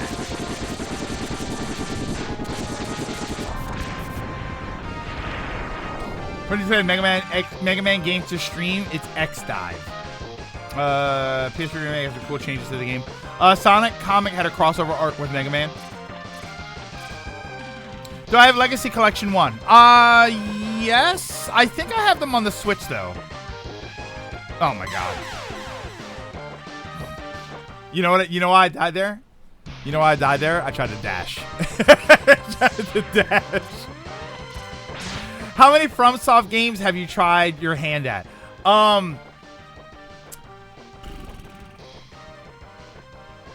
Armored Core 6. Give me I played a little bit of Dark Souls 1 and I just, my brain just couldn't wrap around it.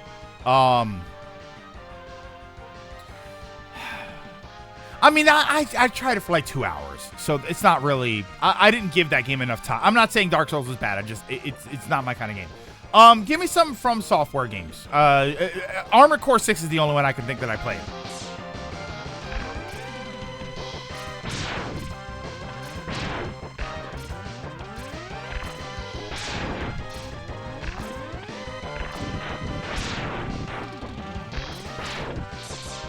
If you don't care about the story, yes. Otherwise, I recommend 3, then 4, then 5. If you just care about the game, I just care about the gameplay. I don't really care too much about Devil May Cry story. I played back in the day. I played 1 and 2, but I wasn't a Devil May Cry fan. I worked at a game store. They came out. I thought they looked cool, so I gave them a try. They were cool. I moved on. Okay. Oh, could you stop, please? Yeah, I was never a big like. Devil May Cry is amazing. It was like, oh, okay, these games, this is a brand new game. Let's give it a try. Yeah, this is kind of fun. 2 was like, eh.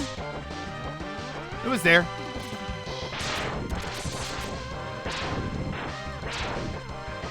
They almost showed. Yeah, I wasn't paying attention, to be honest with you. Yeah, I don't really care about Devil May Cry. I wasn't like, oh my God, I need to know what happens next. It's like, oh, whoa, she has a very low cut shirt. Like, that was all I care. I was like, oh, that's a sexy character, and these are cool. It's kind of fun fighting, and there you go. That's it. Like, I didn't care.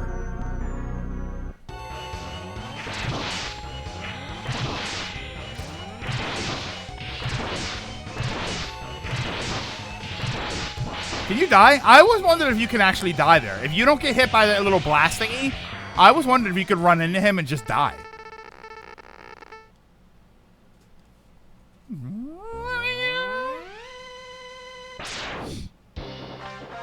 You can. You can actually just run into him and die.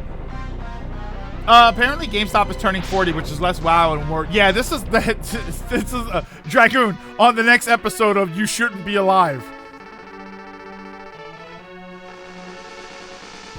I think this boss is pretty vile. I think he looks like a Mandalorian.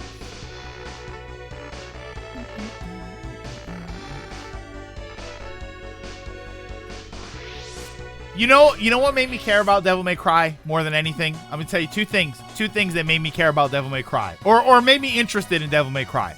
Number one, action-wise, everybody told me that 5 is the kind of game I want to play. And number two, not particularly.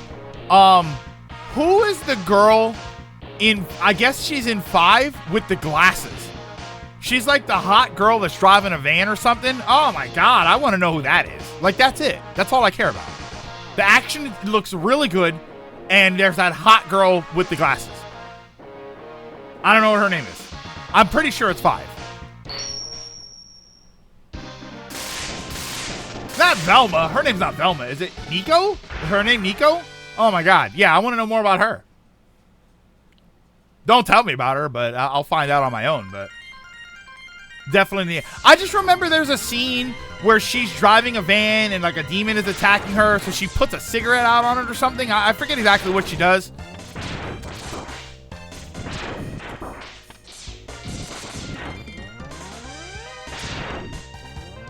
What difficulty am I playing at? Oh, regular difficulty. This isn't like a challenge. I'm not even playing through these games fully. I just needed something to do because we played Sonic earlier.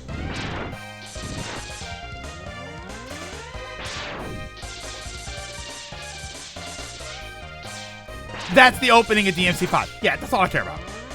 That's all I care about. Other than that, everybody says that action-wise, it's the kind of game I'm looking for. People also say Spider-Man, but I feel like I get conflicting on what I'm looking for in an action game. I feel like I get conflicting reports on Spider-Man. Some people say that it will make me happy. Some people say that it's kind of okay for me, but I may not totally enjoy it. To put it nicely, she is purty.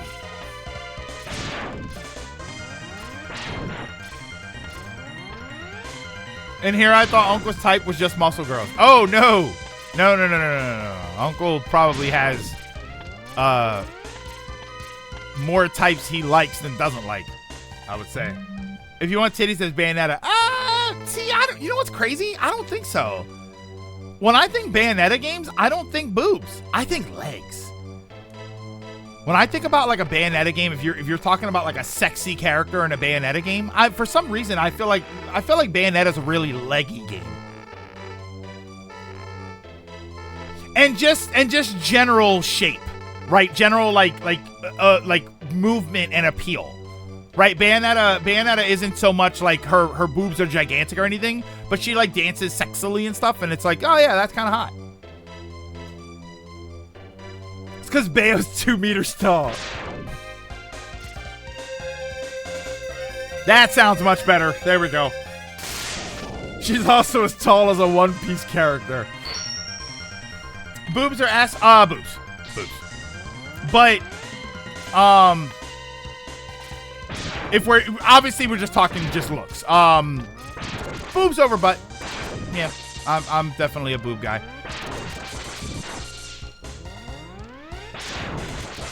But shape over size. I think I don't need big boobs. I need nice boobs. And this is a very hold on before we do anything else here, because I don't normally get into this kind of conversation. Let's be very clear here. This is a very superficial conversation. All right, if you can't handle a superficial conversation that is specifically focused on looks, then this is not the conversation for you. Whoa. Yeah, before I get canceled, let me make sure we all understand what kind of conversation we're having. Because people are going to be like, you know, women are more than just boobs and asses. And it's like, yeah, they're a lot more than boobs and asses. But we're actually having a specific conversation about boobs and asses. So I would like to have that conversation.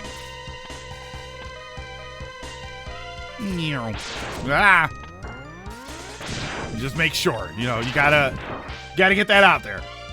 Whatever. Such a subtle. What's this? Your subtle figure jokes? Was that? They're so quick. Oh no! Google says Bayonetta hovers around 8 feet tall. Could you imagine?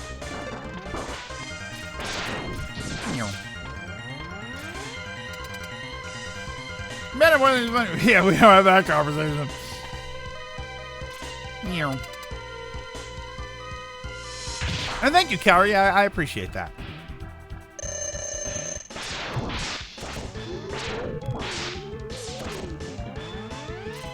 Whoa, whoa, whoa, whoa. Wasn't expecting that.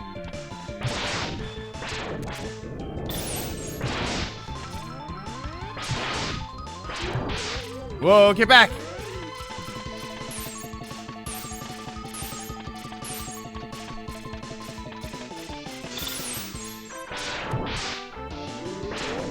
Hold on.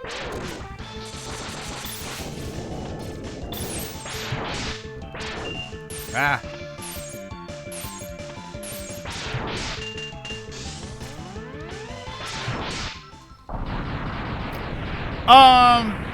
Gonna put an awkward question out there. Do you think the attraction to boobs has anything to do with a longing for maternal attention? No. I think it's just, I think at this point we're just conditioned to appreciate a certain aesthetic.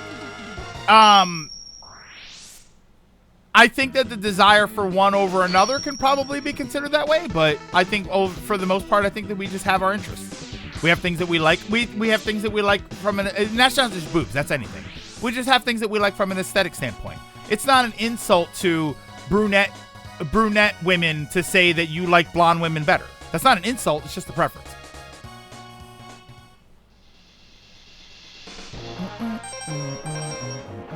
Press Y. Oh, I keep forgetting to press Y.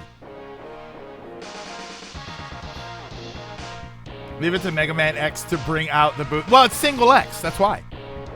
You would think X3 would have brought out the boobs. Men and women are beautiful for many reasons. Those reasons affect us each personally more than others. Yeah, absolutely. Why do I keep forgetting? Why ask why? It's just that your instinct. See, but I don't think that. I think that that's a case if that's what you're after. But I don't think that that's particularly the case at all. I think that there are different things. That's the case if that's what you're looking for. But I think that there are different things that you're looking for.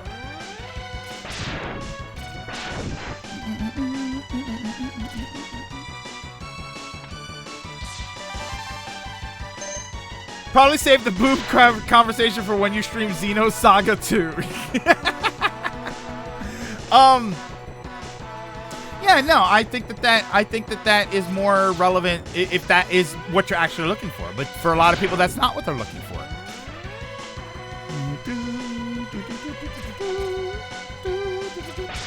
For instance, I often bring up, I don't really talk about this stuff very often too, so this is a weird conversation for me to have in a sense. I often bring up, you see my Twitter stuff. You see that I like the muscly ladies. I do like a lot of muscle or some muscle. That doesn't have anything to do with this woman looks like she will bear me children. It has nothing to do with that. But I do see, when I see a muscular physique, I do see, first of all, she has an interest that aligns with mine. She has an interest that aligns with mine to an extent that mine lines up. I'm not just like, I go to the gym every once in a while when I feel like it. I go to the gym 4 to 5 times a week. I lift weights. I'm trying to build muscle. I want to do something with my physique. So when I see that in a woman or in a man too, when I see that, I see something that I appreciate. I see something that is this person is going to understand me, something about me. I'll give you another one. Geeky women. Women, right? You got the glasses and you got the whole aesthetic going on. Sure, there's an aspect of that that just says, I like the way that looks. But there's another part of that that says this person, because of the way they look, they're going to appreciate what I like more. This is somebody that I know that I can have there's a reason you pick Velma over Daphne. And it's because it's part of it is aesthetics, but part of it is also Velma looks like I would have a better conversation with her. She's going to understand my interests more. I've said before, if and when I ever go back to like dating and stuff, because I don't really do that anymore. If I ever go back to it, I would want to date a geeky person. I would want a geeky person because I want to know that from an interest standpoint, we're on the same level.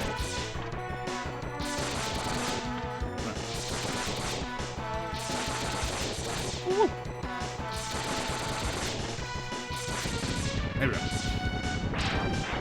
It's probably you're like, yeah, you too. Yeah, exactly.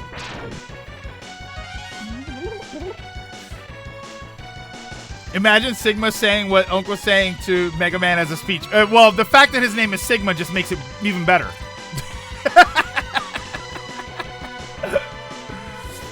Too bad I don't think any girls play video games.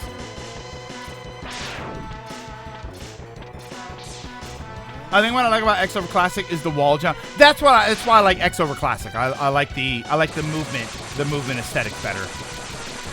I like the movement stuff better.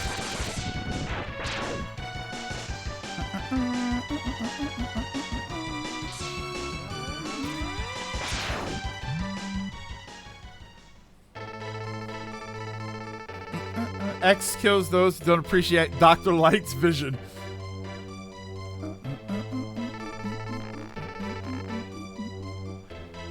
Yeah, that's weird. I don't really talk about that stuff too much. Hey, Tarvel, what's going on? Tarvel, did you finally finish Final Fantasy Tactics Advance? The term X over? Wait.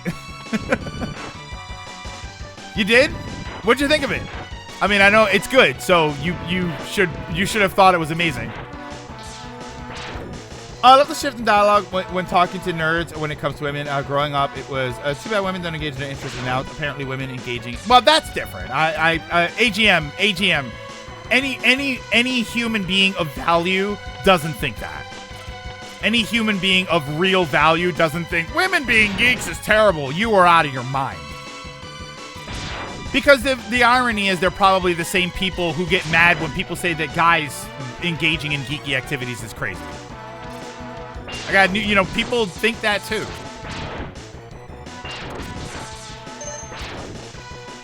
It's quite good. Not as great. Yeah, not as great as the original. Had some funny story beats and some interesting stuff. Judges can go die. Yeah, the judge thing was kind of like, I get what they were trying to do there, but if I want to hit my own characters to level up, I should be allowed to, damn it. Remind him that the world's first programmer was a woman. Yeah, I just, or just, I don't know. I think the thing is, I think that, I feel like this is not a good conversation to just have, like, secondary while we're doing something else, but,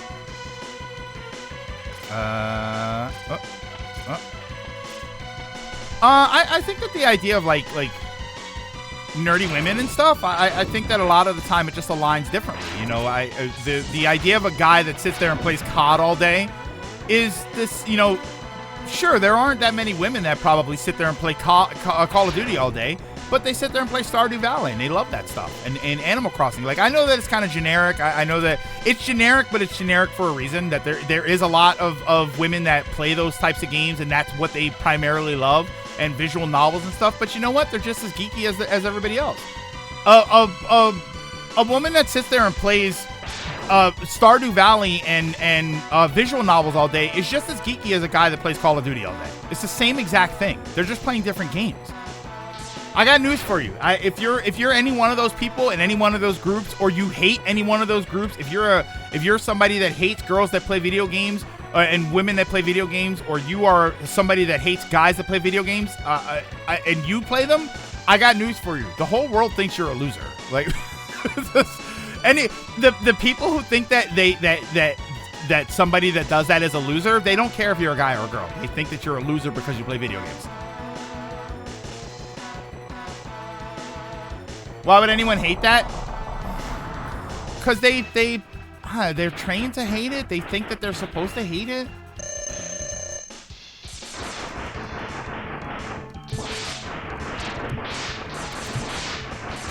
The Chill Penguin's weapon doesn't do any extra damage, right? Yeah, no.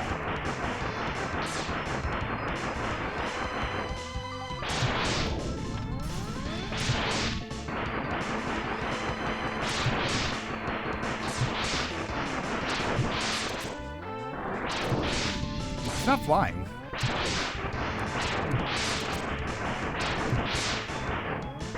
There you go. I was waiting for that. He wasn't flying.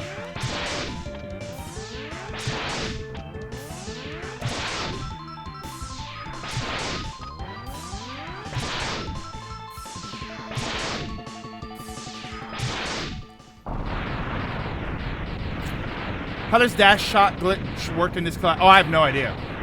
I think it's weak to Chameleon's weapon. I never get there with it though, so. I usually go penguin, eagle, mammoth, drill. Yeah, that's what I do. That's what I do. Mammoth and then mandrill. Yes, I think that's what I normally do. Storm Eagle is easier than chill penguin, and that's funny to me. Well, a lot of people do Storm Eagle first, but I don't like Storm Eagle first.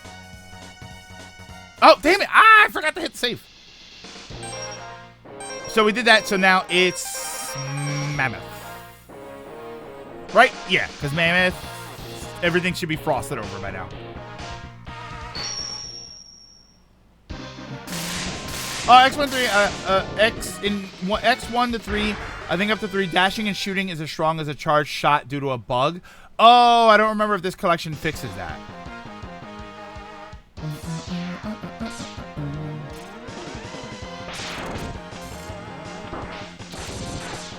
Ow!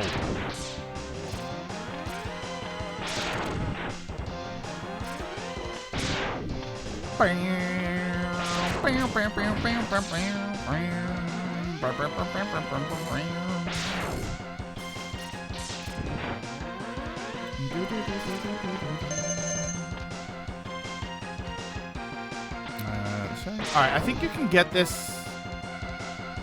I think you can get this now, right?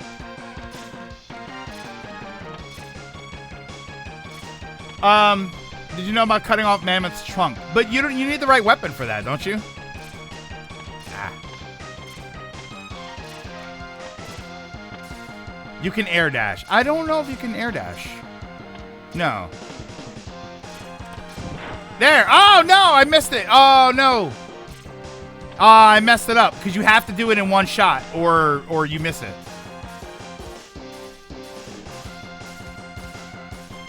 You need to do it with that one spot. You can still get it even though you're missing one of them. You can. I've done it on the Switch collection. So can you get it there? Oh, it looks like you might be able to. Okay.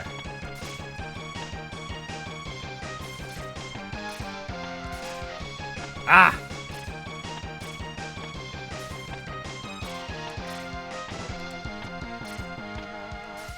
Ah! Okay, I don't know if you have to do it at the same time or... Oh, it's so close. Oh, that's a shame. You have to break your fingers for this part. You don't if you get it on the first try, but if you destroy that other part, that first block, it makes it dramatically harder. Yeah, I'd say come back. I'm probably gonna come back for that. Yeah. Yeah, once you break the one block, you might be able to get it, but I mean that looks like it's pixel perfect. I mean I could die, but because that's the is that the Buster power up there? Yeah, Wheelgator stage has it. Are you going to make Uncle play Sonic 06 in the near future? Ooh. I mean, I can't say. You know what? You know what's Box High? I feel like I'm opening Pandora's box with this one, but I can't say that I haven't been interested in playing that game and seeing what it's all about. I don't know that I'll play the whole thing, but I can't say that I'm not curious.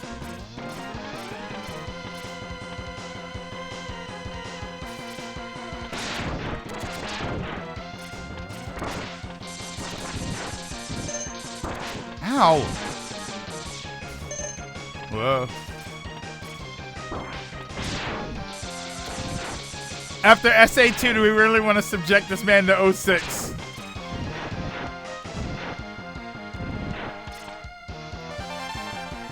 I'd say Adventure 1 before 06. I mean, but 06 is like top tier terrible, right? Do I really want to play that later?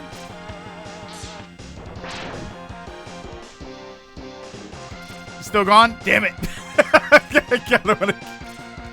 Come on. Never gonna give you up. Oh, no. Yeah, so I can actually see what maybe 06 should have been where I started. Maybe everything after 06 would have been better by comparison, and I would have been fine.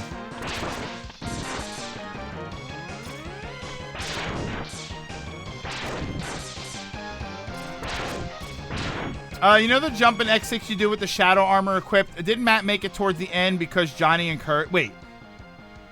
I don't remember. I don't think I remember which jump. I mean, there were a couple of jumps that I thought were kind of tricky. Sonic Hero is going to make Uncle cry tears of joy. It's just that good. I mean, that's what everybody said about Sonic Adventure 2. So, you know, let's let's keep our expectations in check there, huh?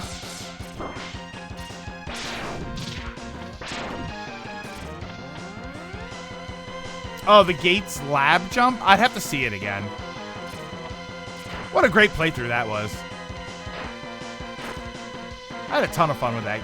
I had a ton of fun watching someone else play that game.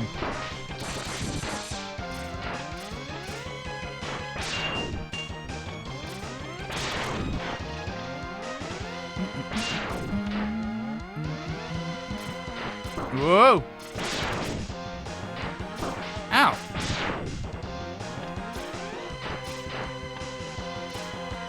Oh, come on. Can I get a health pickup?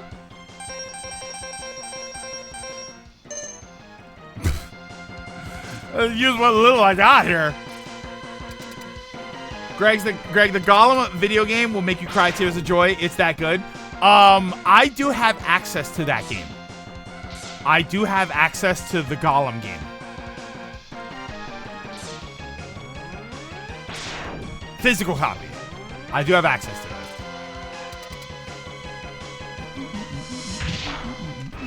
Oh, wait.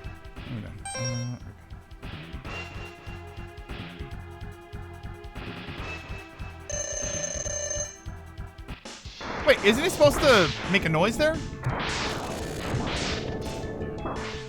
Oh, wait, hold on. Let me not waste that. When's the Phantom Menace PS1 playthrough?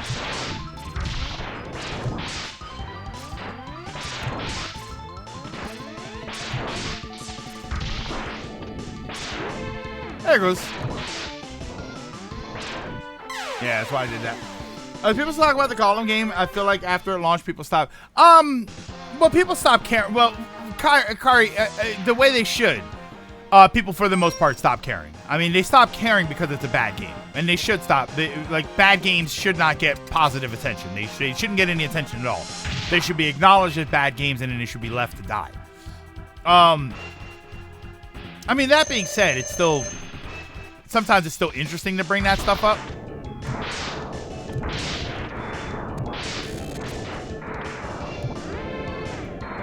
Green.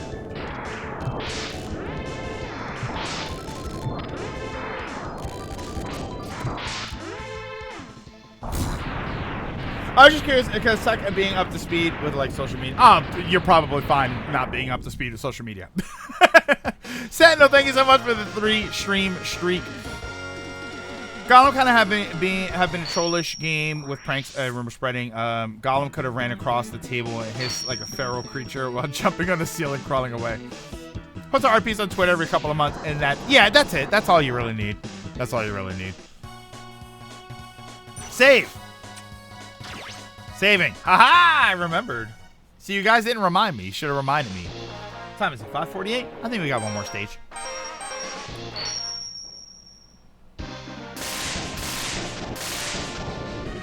O6 and X6 are in an area where you see a good game. It's just not there. Meanwhile, Gollum, from what I've seen, even fixing it doesn't actually turn it. I feel like the problem with a game like Gollum is even if you fix it, you just have an average game. right? Like, it's not even like, oh man, this game could have been great, except they did this. Everything about it is bad. So even if you fix what was wrong with Gollum, it doesn't actually fix what was wrong with Gollum, which is, it's just a boring game. I think it's up, but then here's where the energy tank is, but I can't get that yet. Right? Yeah, right there. What is Twitter in general? What is Twitter in general? Twitter is a place where everybody can post their opinions, and their opinions are always correct, and everybody else's opinion is always incorrect. Where everything is as important as politics and religion. because everything gets boiled down to the politics and religion of a thing.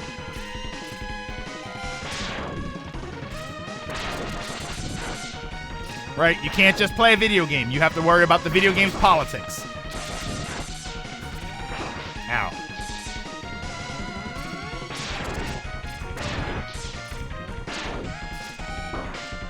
Whoa! Whoa!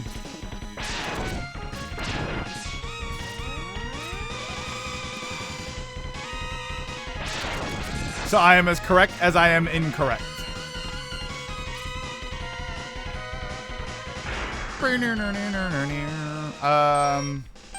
What do you use for this? I usually just use the storm guy.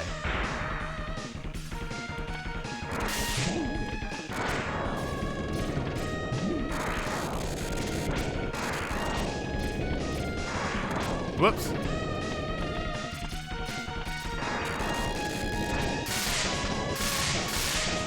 Storm is that. Yeah, this is usually what I use. Mostly because the storm thing also breaks those glob thingies. But I don't know if that works better.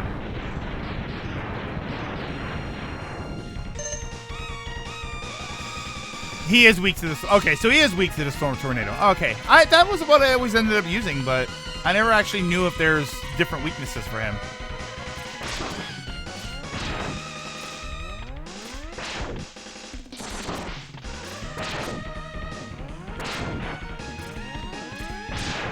Alright, so I have to stop doing the thing. That's one thing that I always do in Mega Man games.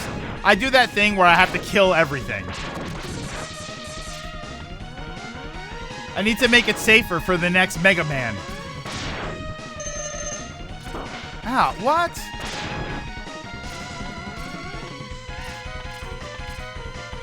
Imagine a drunk, emotional, broken pastor telling you whatever you're doing is wrong because you're not him.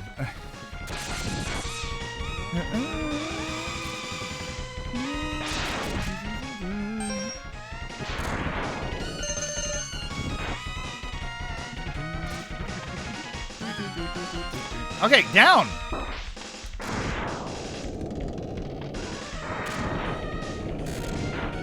Hey, I got two of them.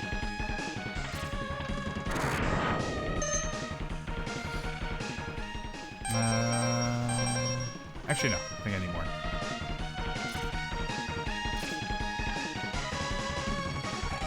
Ow!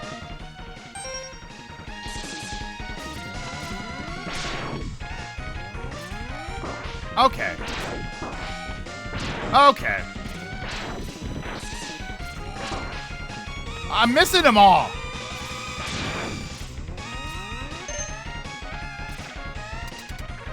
Mega Man X, search for the game. Wait, if you Google Mega Man X, you search for the game or the Twitter page? I think it'll know to send you to the game.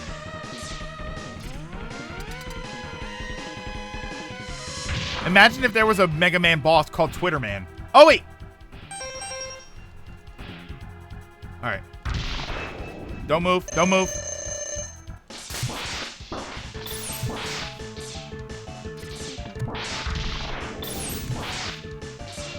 Oh, what happened? There.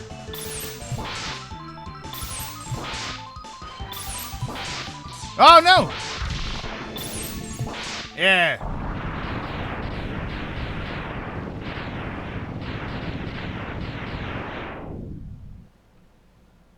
Oh, I'm exploding. Rawr. Truly the hardest boss. Yeah, you should be able to do that without moving.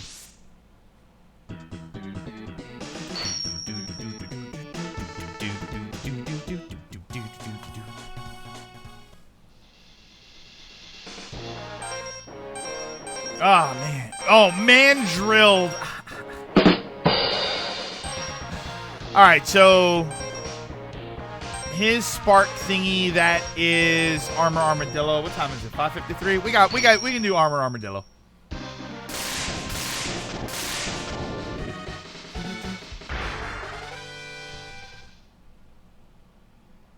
Yeah, then Armadillo is for what's his face? What's his face is for that guy. That guy is for that one, and then Wiley.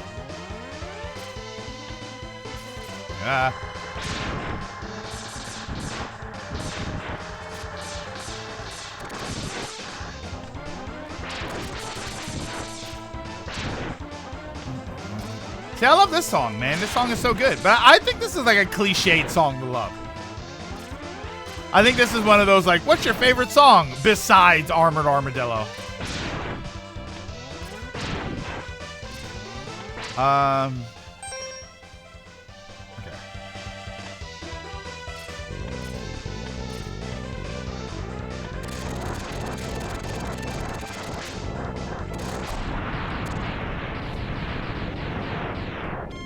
Okay.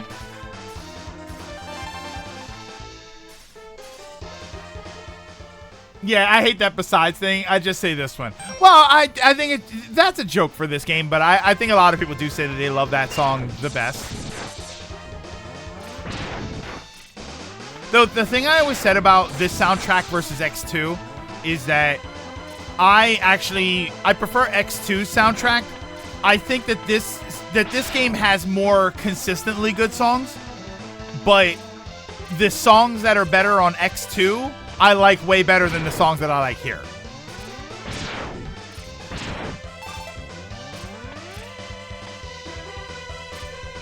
I think most of these songs I would say, yeah, that's a good song. But if you said what are your favorite songs, Mega Man X songs, I'm gonna pick a bunch of a handful of songs from X2. I just think that they're better. I think the intro song is amazing. The first stage song is so good. Oh no! Quick, turn on Rookie Hunter mode.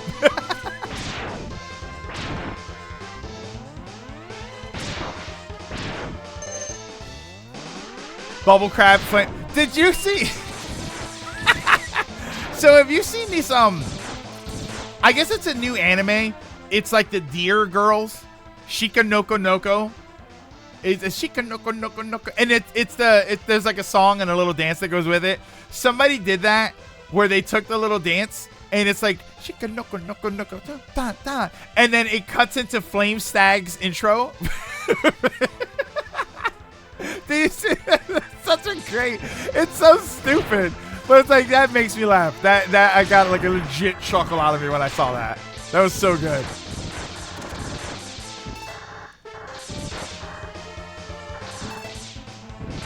Whoa.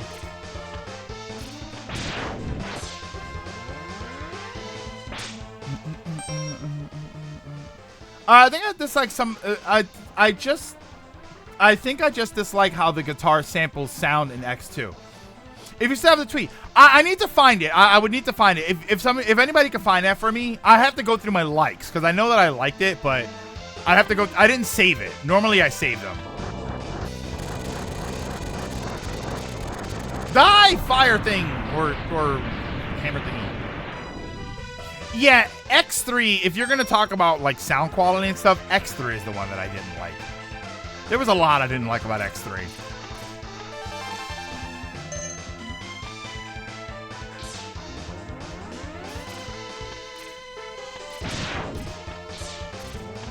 Yeah, now I want to see that clip.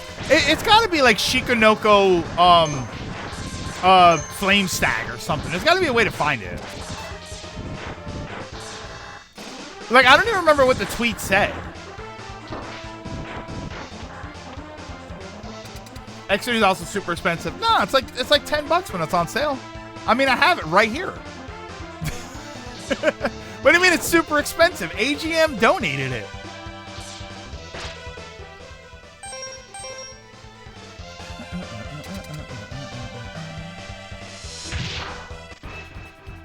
Yeah, it's not expensive at all. I don't know what you're talking about. Hell, you buy it and you get 7 other games with it.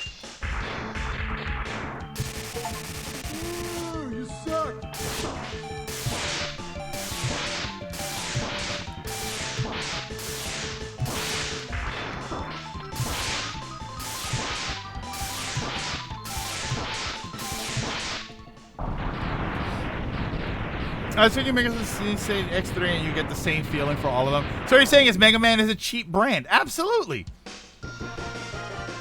The Mexican. That's messed up. That's messed up. I was gonna say that's mexed up. Oh, that's a AGM. You got to use that at some point. You got to use that when somebody makes a Mexican reference to something. You got to say that's mexed up. Oh yes.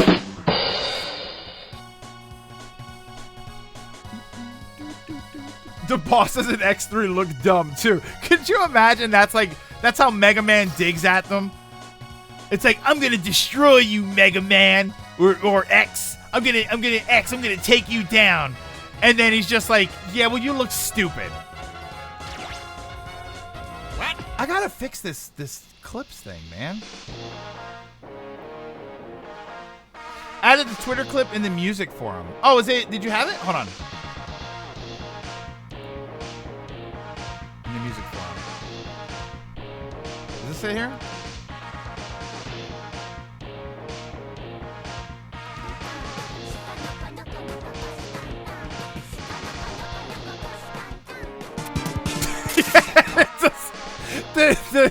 The quick cut into it, it's hilarious. Yeah, if you look in the Discord music forum, here, I'll actually grab it and link it. Hold on.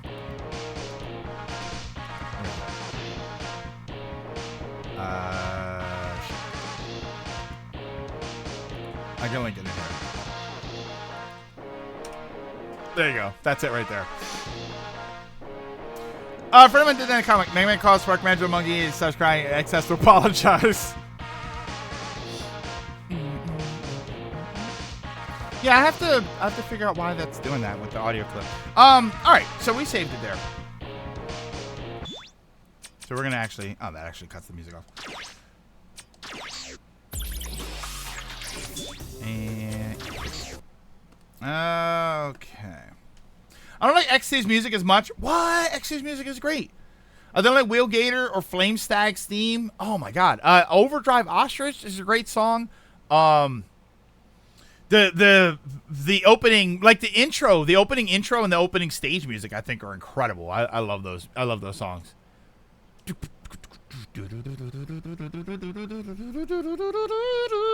That's so good.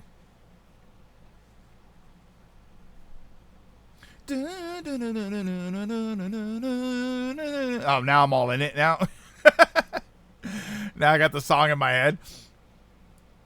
Okay. X2 also had the best Zero theme. Are we not gonna bring up Zero's theme? It's good stuff. You don't like Flame Man's theme. Now I kind of want to play them all. In X manga, Armadillo has a super sad story where he works with Sigma because all his minions have anti-betrayal bombs in them, which Sigma detonates anyway as a power play. It's very dark. Oh my god. Overdrive Ostra's Wire Sponge. Yeah, I like them. I think that they're awesome. I used to have the soundtracks, not official soundtracks. I just had all of the music on CD. I'm sure I have it somewhere. I just have to find it. Okay. All my windows are like out of place here. Hold on a second. Where's that window? There's that window. It's right there and right there and right there. Okay. I'm putting everything back. Sorry. Okay. I think that, let me put these back here. The X4 manga has X go insane from power from using the ultimate armor. I had to listen to X2 opening level theme again. I forgot. Oh my god, it's so good. I love that. I love that intro. All right. But that is going to do it for today. So thank you. Thank you everybody for stopping and for hanging out. Thank you for sticking around while we tried to recomplete Sonic Adventure 2 Hero Story final mission. That went pretty much the way I was expecting it to. That kind of went the way I was expecting it to. And we totally succeeded. We were victorious. And I have the proof of the completed save file to prove it. Yeah, and you know what, Dragoon? Exactly that. It was a perfect summary. If you only want to watch one chunk of the playthrough to understand how I felt, it was that. It was that. You could see for yourself that I wasn't entirely having a fun time. I was having more fun. And here's the thing about that. I've often said before that I won't play games that I don't think are fun. And yet I do play some of that stuff here. And the reason I do it is because I'm having fun with you. If I were sitting on my couch trying to do that, I would stop playing the game. I would have stopped playing it and I would have said, yeah, I tried it for an hour. I wasn't having a good time. I do that because I'm having fun with you guys. I'm not having fun with the game. I'm having fun with you. I'm having fun reacting to it all. I'm having fun watching you struggle to defend it while at the same time watching the camera put me in the wrong position. That's why I had fun doing that. But to just play it for the sake of playing, no, I'm not having a good time.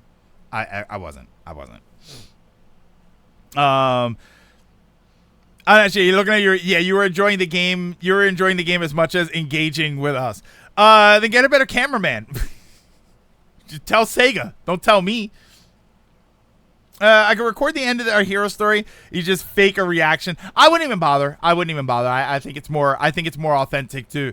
Ironically, it's more authentic for me to not have one. You know what's going to happen though. I'm going to clean up my computer and then I'm going to realize, oh my God, wait, there's a file sitting right here, and that file is going to be exactly what I was looking for. It might literally be on my desktop. My desktop has a bunch of things on it that I really shouldn't be there, and for all I know, it's staring right at me. It's probably somewhere here. But yeah, so thank you for that. Tomorrow, I don't know what we'll do tomorrow. Tomorrow's probably going to be a shorter stream. I don't know exactly what's going on around here, so I need to figure that out before I decide whether or not it's going to be a longer stream or what we're going to be playing.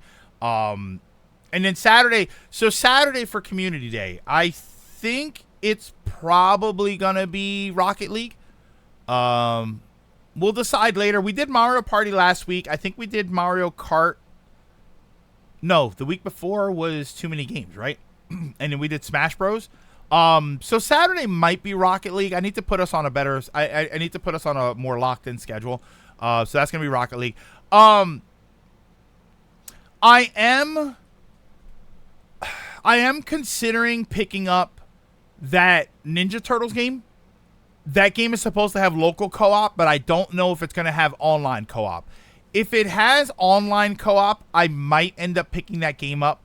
If not, I'll probably wait. That's probably something that I'll play with the guys at SGB. Maybe I can convince them to do a playthrough for that.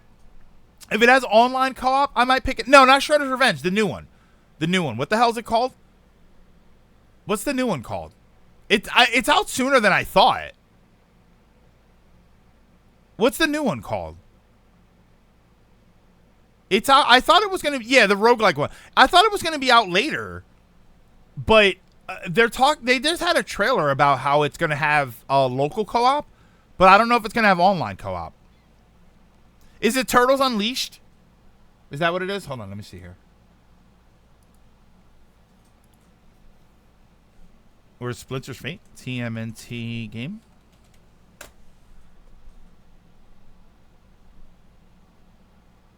No, not Mutants Unleashed. That's an older one, I think. Shredder's Revenge, Cowabunga Collection. Splintered Fate. Is that what it is? Splintered Fate. That's the new one. Yeah, is it out like next week or something? When's the release date? Yeah, it's next week. That game's out next week. Was the port? That's the port. That was the Apple Arcade game. Yeah, that's out next week. So I don't know if it's gonna have online co-op. Let me see here. I'm on the page.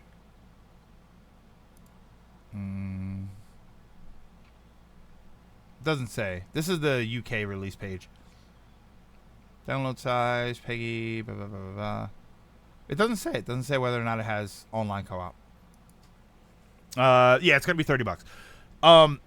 Yeah, so I'll take a look at that. If that's the case, we'll probably if it does have online, maybe I'll pick that up. I mean, we'll find out. I'll do a poll and we'll see how many people have the game and want to play it. Like I said, I don't encourage you guys to buy a game to play it with us here because your schedules might not line up. We might not enjoy the game, so I don't really encourage anybody to do that. So yeah, for Saturday is probably going to be Rocket League. So hopefully everybody will be here for that. I think it has online. I remember the trailer. Yeah, I know that it has a local co-op.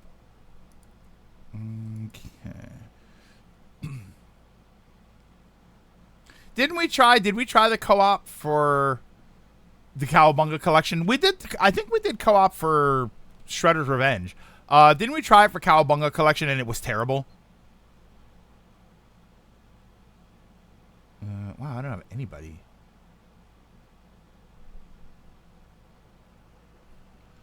The base game on iOS had online co-op. Yeah, we tried Cowabunga collection and it ran like ass. We just couldn't get it. I think that was the one that it just wouldn't work. It was so terrible. Yeah, okay. I don't actually have anybody to send you to here. So I'll just let you go. I don't have anybody to send you to, so I'll just let you go. But like I said, that's going to do it for today. So thank you everybody for stopping in and for hanging out. I very, very, very much appreciate it. Like I said, tomorrow I'll keep you posted on. Oh wait, PK might have just gone online. So hang on. Yeah, okay. So I'll send you there. Like I said, tomorrow I'll let you know. I'll keep you posted on Twitter, and I'll try to remember to update also on Discord. I'm trying to remember to do that. I'm trying to be a little bit better with that. So I'll try to remember to update it there, just to let you know. It'll probably be a later stream. It'll probably be a 4 o'clock stream, but like I said, I'll let you know either way, depending on what it's going to be. And then Saturday, most likely Rocket League.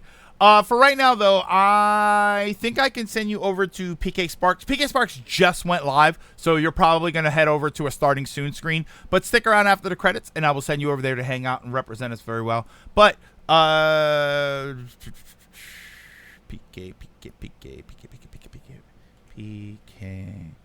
There we go. But thank you, everybody, for stopping in and for hanging out. Don't forget to drink your mask, wear your water, social distance whenever possible. Take care of yourselves. Take care of each other, and I will see you all tomorrow.